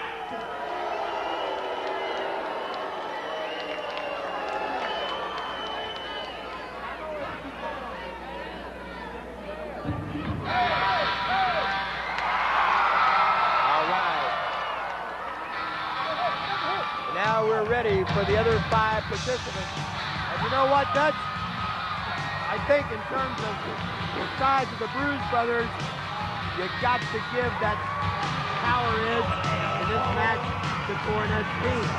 But as we both know, the determination and the tunnel vision of Bob Armstrong and what a volatile figure he can be, you got to look at that in lieu of everything else. Well, we're looking at it. They're ready tonight. When you climb into a cage with anybody, you might as well put yourself in the jungle, in the animal world. And this is exactly what this is going to be tonight, a fight to the finish. Armageddon, the mother of all battles right here. Now, we heard Cornette talk about he's going to be manager of the next World Tag Team Champions. Of course, alluding to the fact of the Heavenly Bodies in the WWF taking on the Steiners. Right. See Ricky Morton entering the ring right now. They're all attired in battle fatigues. The Army is ready. Introducing team number 2 tonight, Armstrong Service, featuring Ricky and Robert, the Rock and Roll Express, Scott and Steve, the Armstrong Brothers, and introducing the General, Bullet Bob Armstrong. See on the back of the Bullet Bob. Rage in the Cage, 1993. You see on the back of Armstrong's fatigued shirt over there, it says Bullet 44 caliber. And I think that's pretty strong language. Which is a large bore handgun, right? Largest bore handgun. And what you're going to have in here, you got, actually, I'm going to tell you, let's say you got 5 men. Right, we're going against 5 men with 2 generals in there. Right. Tell us the difference, Les. The difference between the two generals, Cornette prefers to do his generaling and his directing from right where he's at, outside this ring. And Bob Armstrong would prefer to walk across the top of all the other 8 wrestlers and get his hands on this general, Jim Cornette. Absolutely. Okay, Rage in the Cage 93 officially underway here, the first 2 participants in the ring. And this is for 5 minutes. It will be Pritchard against Ricky Morton. And at the 5-minute mark, one member of the Cornette Criminals will be sent into that cage.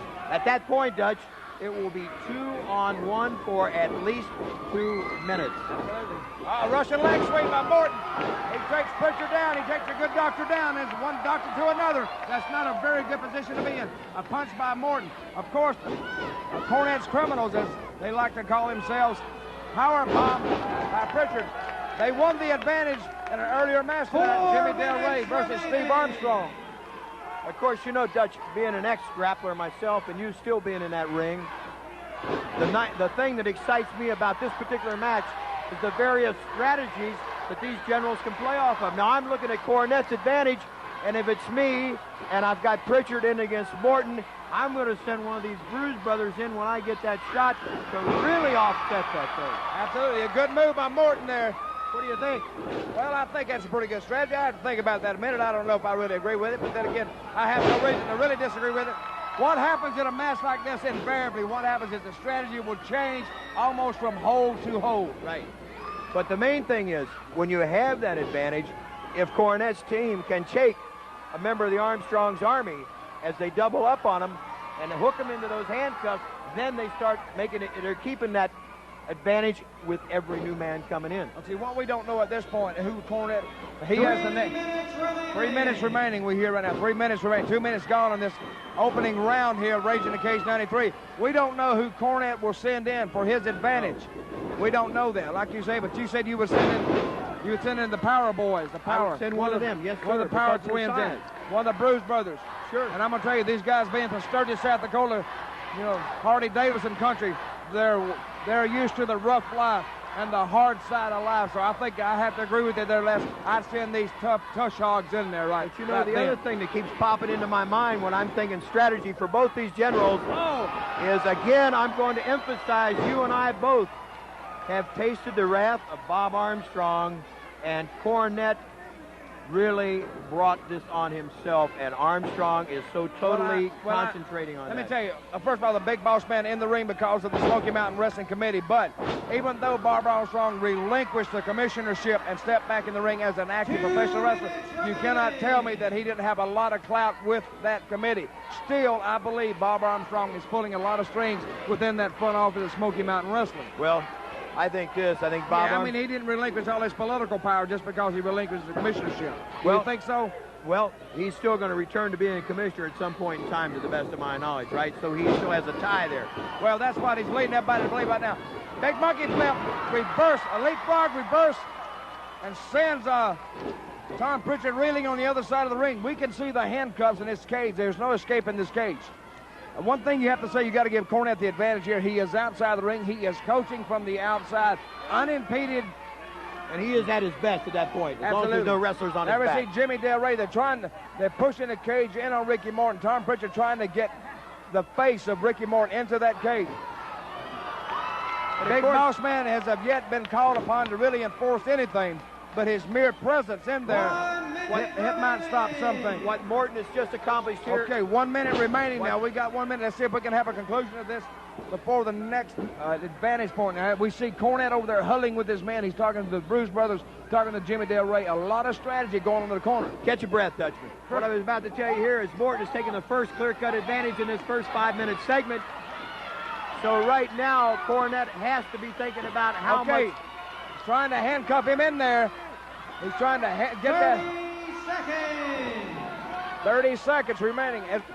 As we saw Cornette huddling with his team over there, we didn't see the Armstrong's army saying anything to each other. I think they're pretty well know as a unit what they're going to do. I don't think Bob is trying to run them the way Cornette's running his team, though, Dutch. I don't think you really know what to do. I think this is a play as you pay. 6, 5, Okay, who's going in? Who's going in? It looks like the Bruise brothers. Okay, you're right. The power man is coming in. Now, they have the advantage. Whoa. And Morton's smart enough to look for him. Now, you know this has got to be hard on the Army over there watching one of their compadres, Ricky Morton, down in the ring, and they're helpless at this point to do anything about it. I'm not sure. I saw Robert move around and try that door, but whoa. Battering ram. Battering ram, right in. A battering ram, right, not into the wire, but in that big 2x4 that runs the length of the cage up and down. Oh, look here. The Bruise brother getting in the face of the boss man. Wait a minute. Wait a minute. Morton is opened up. Morton has been cut. And he's opened up bad. He looks like a stuck pig right now. Look, it's just dripping off of it. We're going to have to move back, Les. If he gets close to us, we're covered too. 1 minute remaining. A lot of blood in short order here on Ricky Morton, and he's in a bad way. Yes, sir. That one's gone deep on him. Okay, we got another minute before he can get any help in there. Let's see if he can withstand the barrage. And, of course, realize here, too, when whichever member of the Army comes in for Bob Armstrong's team, he is still going to have a disadvantage because Morton has been beaten down and quickly. Okay, who at this point? Let me ask you this. 30 seconds remaining. Let's see if he can withstand it. Big boss man checking the handcuffs. I think Big Steve will be coming for the Armstrongs. I think they're going to send the biggest guy on their team, which will be Steve Armstrong. So you're saying you're going to match power with power at this point? I think you almost have to. Look at Ricky Morton. He is big boss man telling him to get off the cage, giving a swift kick there. 10, Ricky Morton 9, looks awful. 8, 7, 6. They are pounding him down. 4, Who's coming? Hey, you're right. It looks like the biggest guy on the team. It looks like Steve Armstrong is coming in the ring, and he better come in blowing. He better come in hard. He's coming with that Armstrong fire, brother. Now what this does right now, this does give Ricky Morton some respite. Steve's going to try and keep this ball rolling for 2 minutes if he can. Well, he's going to have to keep it rolling a long time because Ricky Morton is in no shape to get up and help him right now. I know that. And as you and I both know, 2 minutes in something like this can be an eternity. Well, he's running both men into the cage. But Steve would be smart to try and cuff one of these boys right now, Dutch. Ronnie's got the advantage. Yes, sir. Ricky Morton is very lucky they didn't cuff him. The Bruise brothers coming up on the outside of the rope and trying to come back in. Steve Armstrong still on the offensive here. Now both men turning 1 minute remaining. Their attention to Steve Armstrong. Now we got 1 minute remaining. Ricky Morton. Look at Morton pounding back, and he is covered. Well, he's had some recovery time now. And the blood is all down his face, neck is down, even on down in his midsection. Ricky Morton is actually, I believe, the blood cam right in on him, the Smoky Mountain Wrestling blood cam. Look at Armstrong go to work on Pritchard. And Armstrong has opened Pritchard up. Well, I can't. I was watching. I do believe he is. Yes. He has been opened up. Okay, now we got 2 men in from both sides now. It's equal, but Armstrong has the Bruise brother on the rope. It looks like Armstrong's Army is finally in the driver's seat. Looks like Jimmy Del Rey coming in now. 4, 3, 2, 1. That surprises me at this point that the other Bruise brother does not come in. Now Cornette must be very aware. He's trying to put speed in here maybe to offset Morton. Well, I don't think he needs speed at this point. Morton is already slowed down. And I'm going to tell you, the boss man's still a presence in the ring, but yet at this point has not really done anything. He's let these men go as he should. He should let them go. Basically, Dutch, we both know the rules here. There are no rules. No rules. Wait a minute, boss man kicking him off the cage. And I'm going to tell you, boss man, when he makes these big Bruise brothers mad, they're as big as he is. And there's 2 of them. But I don't see the lawman backing off. Okay, Cornette's criminals with the elbow by the Bruise brother. Look here. Morton got to both Del Rey and Pritchard.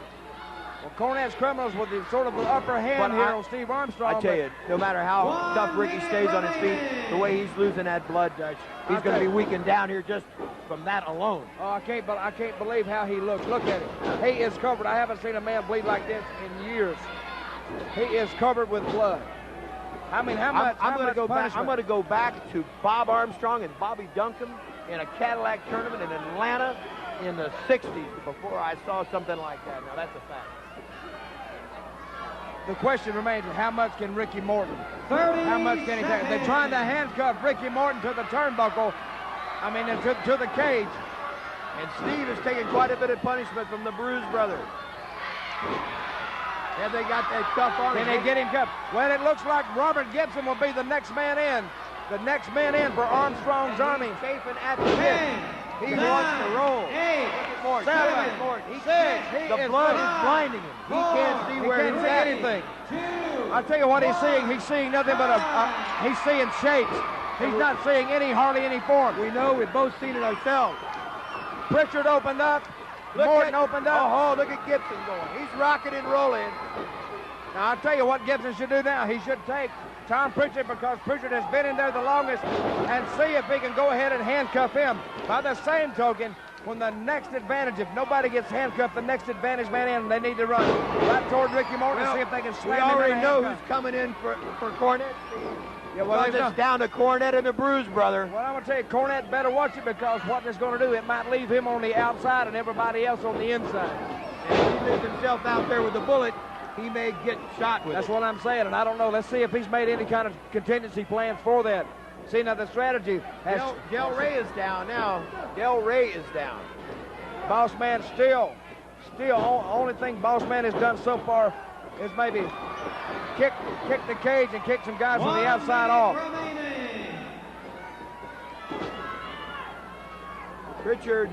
Ricky Morton over there in the corner, almost helpless at this point. Yeah. But I'm going to tell you, these guys, I have no sympathy for Ricky Morton. I have no empathy for him. He put himself in this situation. I agree with that. By aligning himself with Bob Armstrong, and when you align yourself with a man who's got to fight, you're in the same fight that he's in. You're right. At this point, Ricky is simply a punching bag for the criminal. That's exactly what it is. 30 seconds, and we see right now, you're right, I think the other big Bruise brother is coming in. He's standing right there at the gate. That's what you see, a barbarian at the gate right there, ready to come in the ring. Now, I don't know how much dog. I'm sure these guys are looking. If I was these guys in the ring, I would be watching who's coming in that gate, because I want to know who's coming after me. 1, time. And Morton just coming to his feet, trying to find somebody to hit. Oh, the fresh Bruise brother jails him right back down, and Ricky is going to stay down for a few. Well, he's had about 10 or 12 minutes out of this ring now, just dying, just chomping at the bit to get in there. Now here's his chance. Cornette now is left on the outside all by himself, and the fans here in Johnson City looking on. And the first thing they're looking at in that ring is... They're trying to handcuff Steve Armstrong, both the Bruise brothers, and are they going to get him? See if they can get him in. You know, that's another thing. Look at all the wrestlers we've got in there, and still nobody's been handcuffed. Well, it's harder to cuff somebody. He has been cuffed. One man up. Now he's at their mercy. Now he is at the mercy of whoever wants to take pot shots at him. And with Cornette's Criminals, believe me, he's going to get a lot of them. Let me make this observation. What Armstrong's team's going to have to do at this point with Steve tied in there, 1 minute if they can beat one of these other guys down, let Steve hang on to him if they can. Take him into that corner. Okay, this is 4 against 2 in the ring right now. 4 against 3 in the ring right now. And one of the 3 is handcuffed. Right. So if they walk away from him, keep the action away from him, he is eliminated, null and void. Absolutely. Robert Gibson's still on his feet.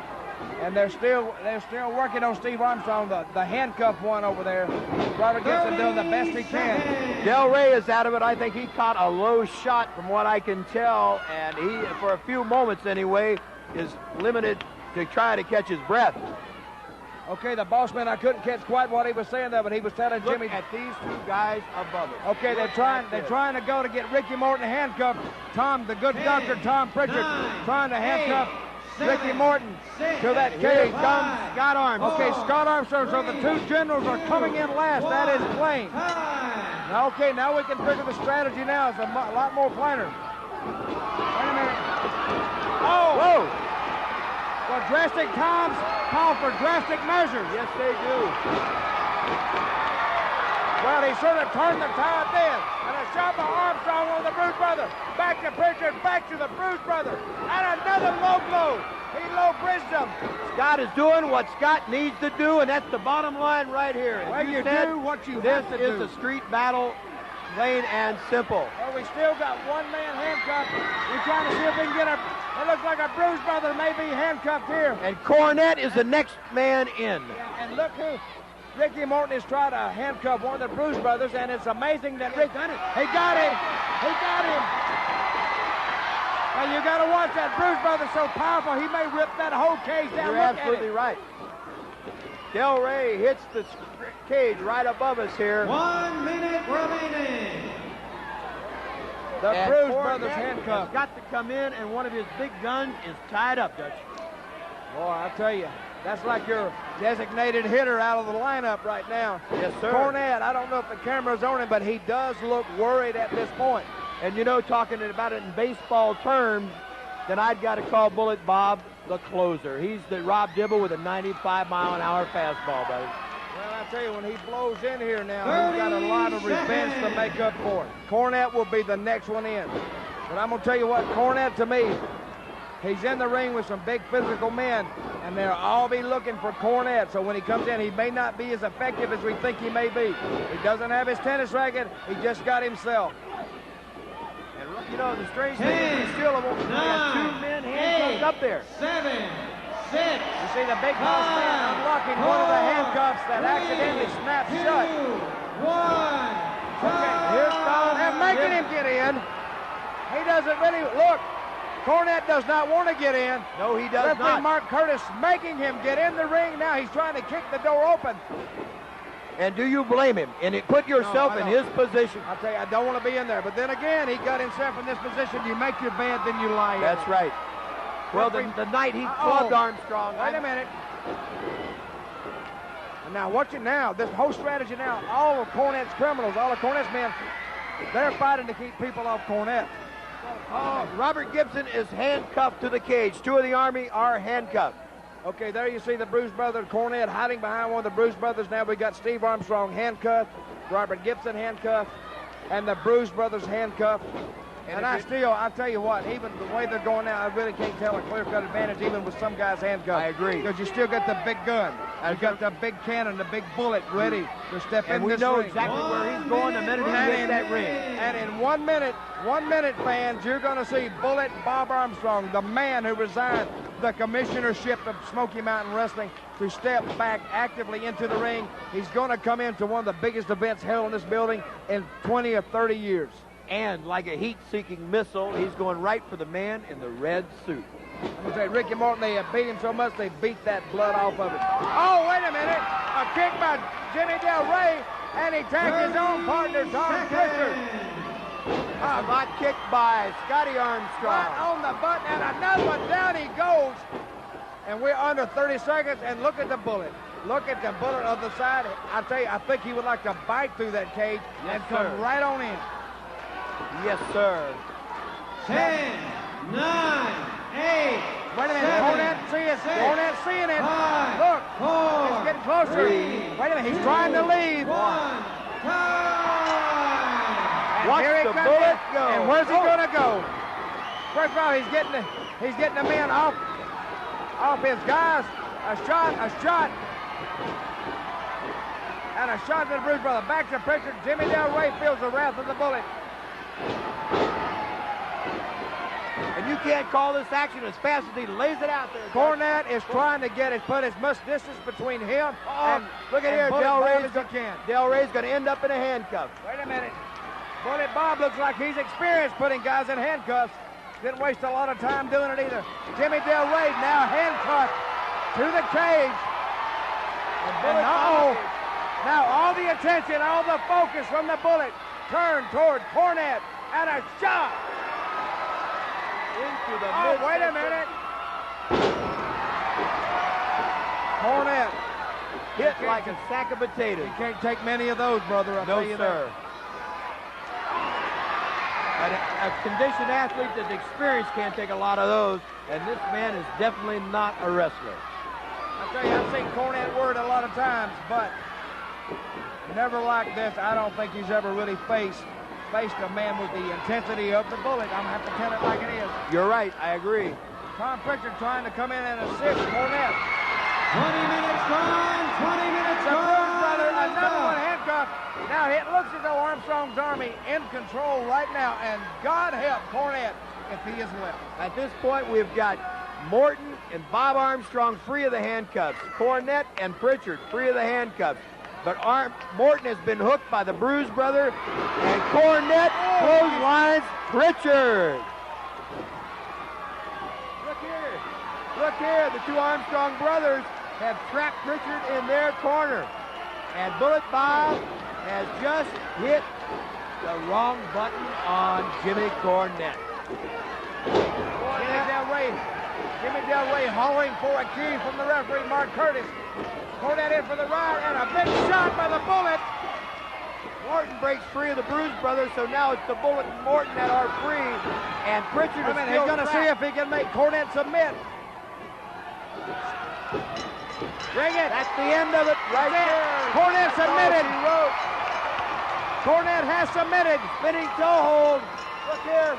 Candido comes down with a key. Candido. Chris Candido brought a key to ringside. Candido down with the key. Wait a minute. One of the Bruise brothers out. Okay. Wait a minute. The boss man. He's unlocking. Wait a minute. He's using his key to unlock the Armstrongs and Robert Gibson. As fast as these guys are freeing up above us, the Armstrongs are being freed up by the referee. The Armstrongs being freed up faster than Cornette criminals. Now it's just a free-for-all now. Look here, Bullet Bob with a karate thrust to the windpipe of Jim Cornette.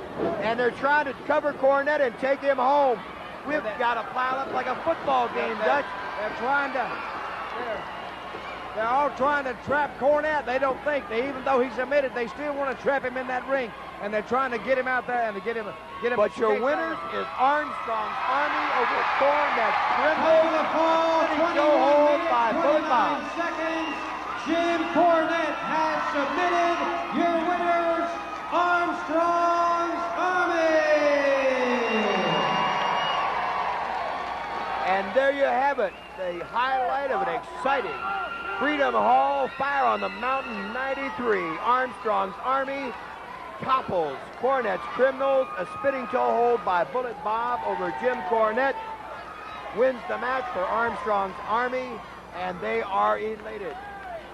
Well, Dutchman, another wild night in Smoky Mountain Wrestling. Some feuds were settled, some were started, but either way, it was an exciting night, and with this tape, you fans have been a part of history and a record-setting crowd here at Johnson City's Freedom Hall. And let me just add my special comments here. And as an added bonus with this tape, at my own behest, Smoky Mountain Wrestling is going to include on this tape a special bonus, a match between Bob Armstrong and Jim Cornette, August the 20th, Knoxville, Tennessee, at the K-Town Showdown. You watch it, you enjoy it, because I bet Cornette didn't. Les Thatcher and Dutch Mantell saying so long.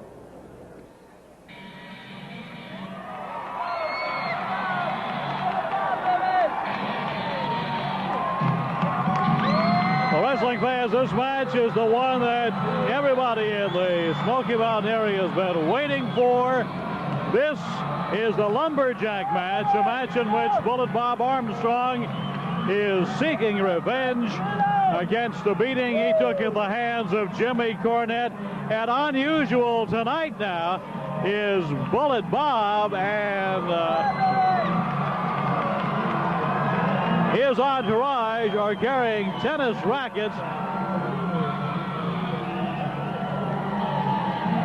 Scott, Steve, Bob, the Rock and Roll Express. They'll be using tennis rackets against Cornette's Criminals, as they are called. And already Steve Armstrong giving that tennis racket a little workout.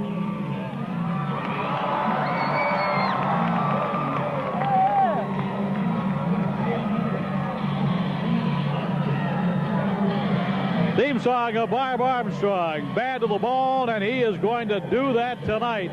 Be bad to the bone against Jimmy Cornette in a match that he says if he doesn't send Cornette all the way to the hospital, and in the same ambulance at the same hospital that he had the misfortune to ride in, and he's going to return all the fans' money in this match tonight. In this Lumberjack match, wrestlers will be stationed around the ring to keep the participants inside. In this match, anything goes. And Bullet Bob Armstrong being introduced to the wrestling fans here in this K-Town showdown. Bob Armstrong weighing 250 pounds out of Marietta, Georgia. He'll be going up against Jimmy Cornette, weight unknown. Well, he is from Louisville, Kentucky. That's where he says he makes his home. But his home will be the hospital tonight if Bullet Bob has his way. Cornette a little bit slow coming to ringside. We can see him making his way now, led by his band of criminals, as they're called. Cornette's criminals against Armstrong's army. Cornette vows and declares that he is not going to the hospital. He will not be bruised and battered by Bullet Bob. Even on the back of his shirt, he has the word stencil Bullet Bob, or Bullet Who. I think Bob will imprint his name on the back of that shirt before it's over with. Cornette appears to be limping just a little bit, has an arm in a sling. Is that an arm in a sling? It looks like it from here. What is he trying to do now? Cornette has a devious mind, wrestling fans, and no doubt he has come out here. Listen. I just want to say, I sure was looking forward to wrestling this match tonight. But, darn the luck, wouldn't you know it, when I went back there in the back, I slipped in a puddle of water and just tore my shoulder plumb out.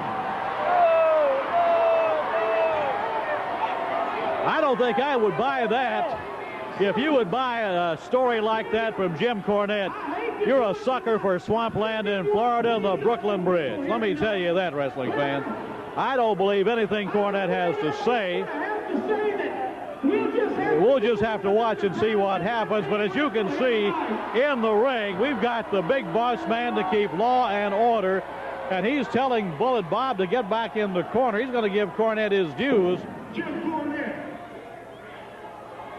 for your information, Bullet Bob Armstrong has signed the contract to wrestle here tonight. You signed the contract to wrestle here tonight. I'm Mark. Jim Cornette, it's time to get your ass in the ring. Well, you heard that from the big boss man. We won't repeat what he said, but he said in no uncertain terms, get it in the ring. Let's haul it in the ring there, Cornette. He's being assisted by, what has he got here? I have a note here. A note from his teacher, a note from his mother. Okay. Now we've heard it all. Cornette brings out a note from his mother. He's probably called her back at intermission and asked her to wire him that note by Western Union. So, and Bob is, well, he's not gonna, Bullet Bob's not gonna buy that either. I said, get your ass in the ring. One more time, Cornette's told to haul it in the ring.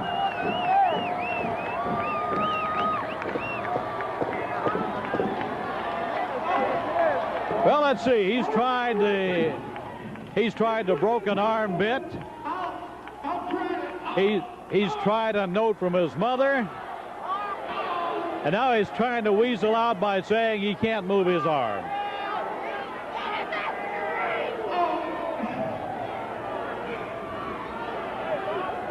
I don't know if Cornette's hurting all that bad or not. Just before we get started here, I'd just like to have 2 minutes of your time to talk to you about us. Well, We've heard begging for time, which you're not going to get. We said he wants 2 minutes. He brought a note from his mother. He has his arm in a sling. As we said earlier, wrestling fans, Cornette is a devious person. Surrounded by his criminals, the Bruise brothers, the Heavenly Bodies. Finally makes his way into the ring, begging the big boss man not to make him go through with this match. And I think Bullet Bob has been a gentleman of the first order here, standing by, watching Cornette try to weasel out of this thing. And the crowd now picking up the chant, "Let's get it on."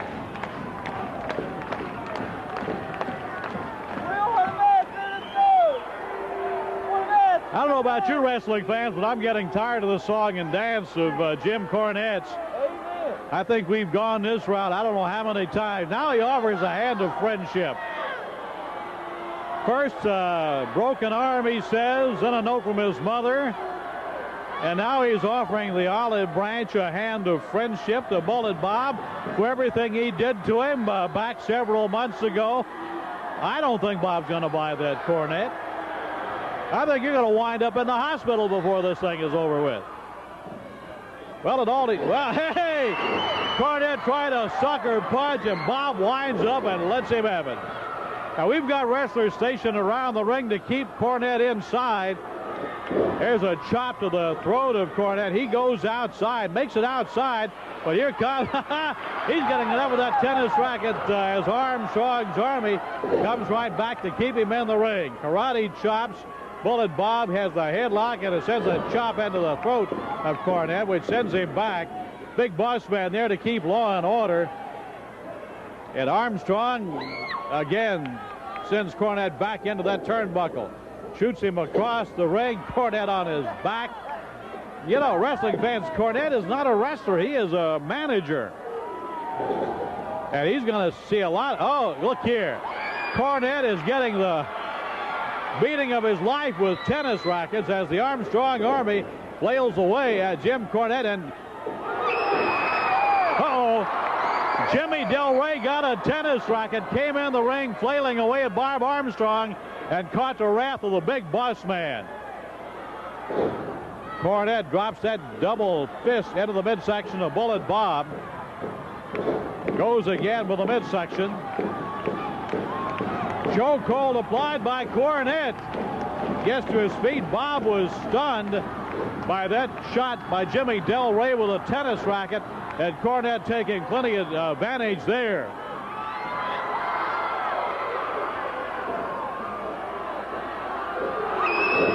Well, Cornette went to the well one time too many. Felt that karate chop of Bullet Bob. Cornette trying to crawl out of the ring, being cut off by Armstrong. Now he's got that powder into the eyes of Bob Armstrong. Who did that? I believe it was Tom Pritchard. Okay, one of our fans sitting next to me said Tom Pritchard. I didn't see it. I was watching Cornette. Now Cornette tries to drop the elbow. Bob gets up. Armstrong has his face covered with some kind of a powdery substance. Cornette taking plenty advantage of that as he is sending that foot into the chest of Bob Armstrong after a couple of chops to the windpipe. Cornette with a foot to the forehead of Bullet Bob Armstrong.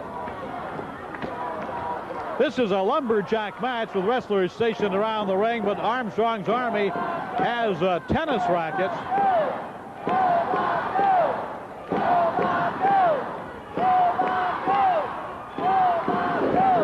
Cornette still using the karate chops to the throat of Bob Armstrong. Now goes to work on the back of Armstrong. Chokehold, rakes his head across the top strand of ropes, catapults him off, and Cornette all of a sudden has things going his way in this match. And you can give Jimmy Del Rey credit for that, and Tom Pritchard with the powder. But Bob Armstrong says he's going to send Cornette to the hospital. Now, wait a minute, Cornette. I don't think that was a smart move.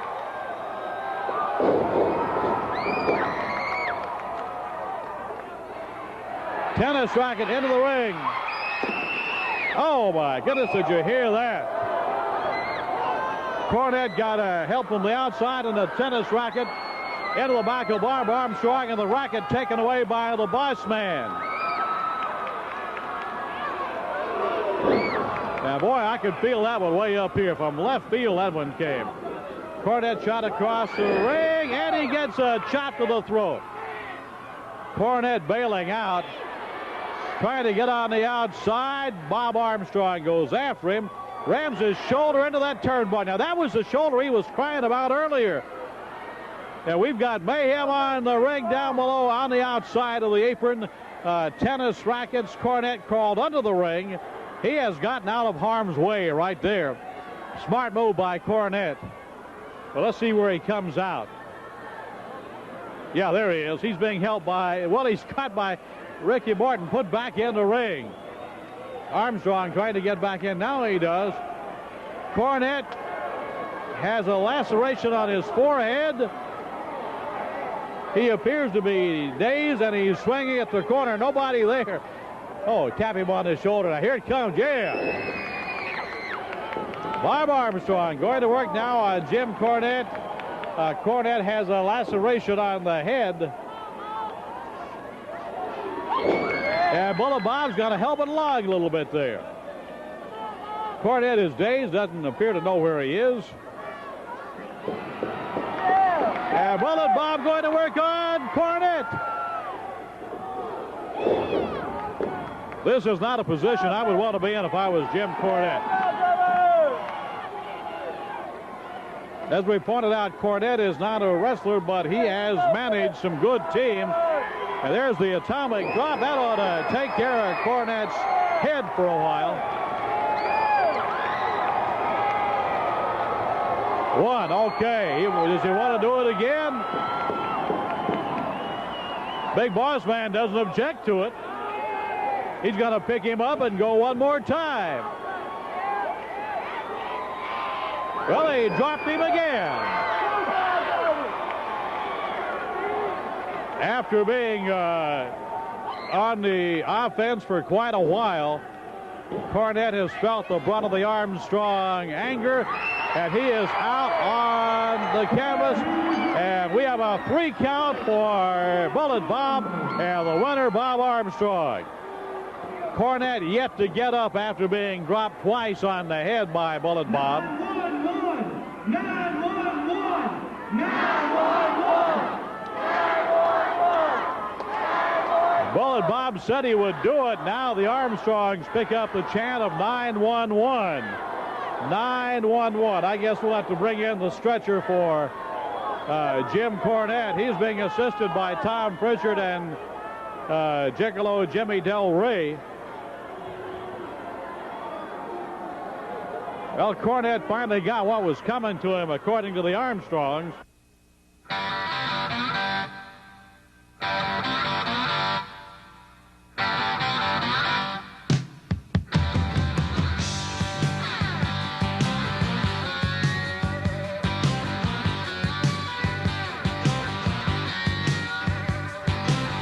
Now, on the day I was born, the nurses all gathered round, and they gazed in wide wonder the joy they had found.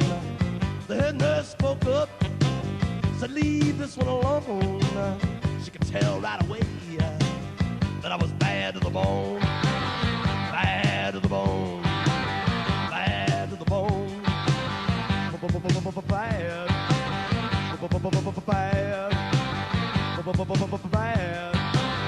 Bad to the bone. I broke 1,000 hearts before I met you. I'll break 1,000 more, baby, before I am through. I want to be yours, pretty baby, yours and yours alone.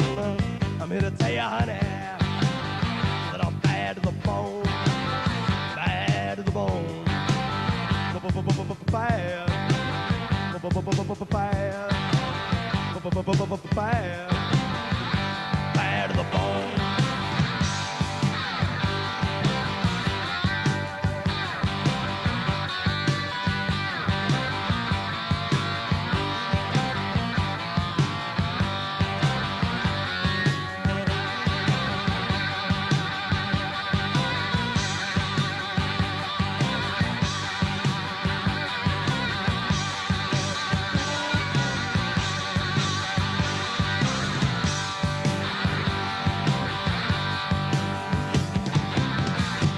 rich woman beg, and I make a good woman steal. I make an old woman blush, and I make a young girl squeal. I wanna be yours, pretty baby, yours and yours alone. I'm here to tell you, honey, that I'm bad to the bone. Bad. Bad. Bad to the bone.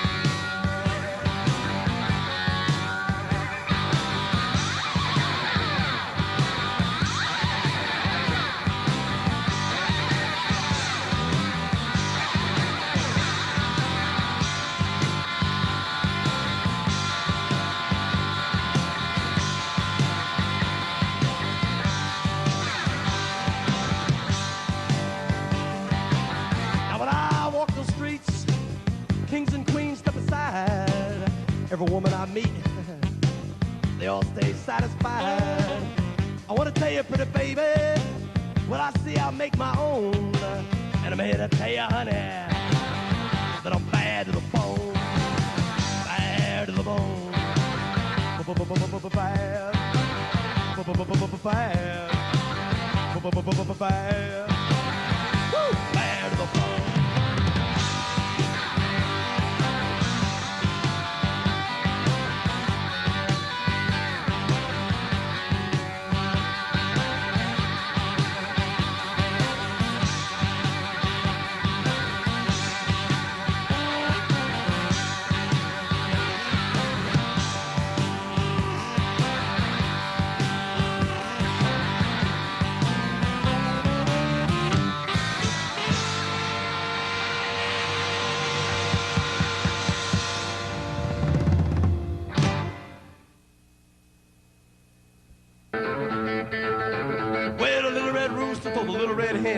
Maybe down a barn about 10:30. You bring a whiskey child, I bring a wine. We get together, gonna rock it tonight. We're gonna boogie.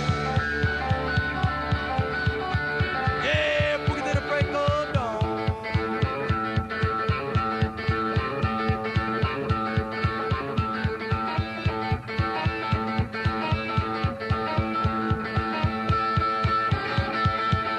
Boogie chillin'.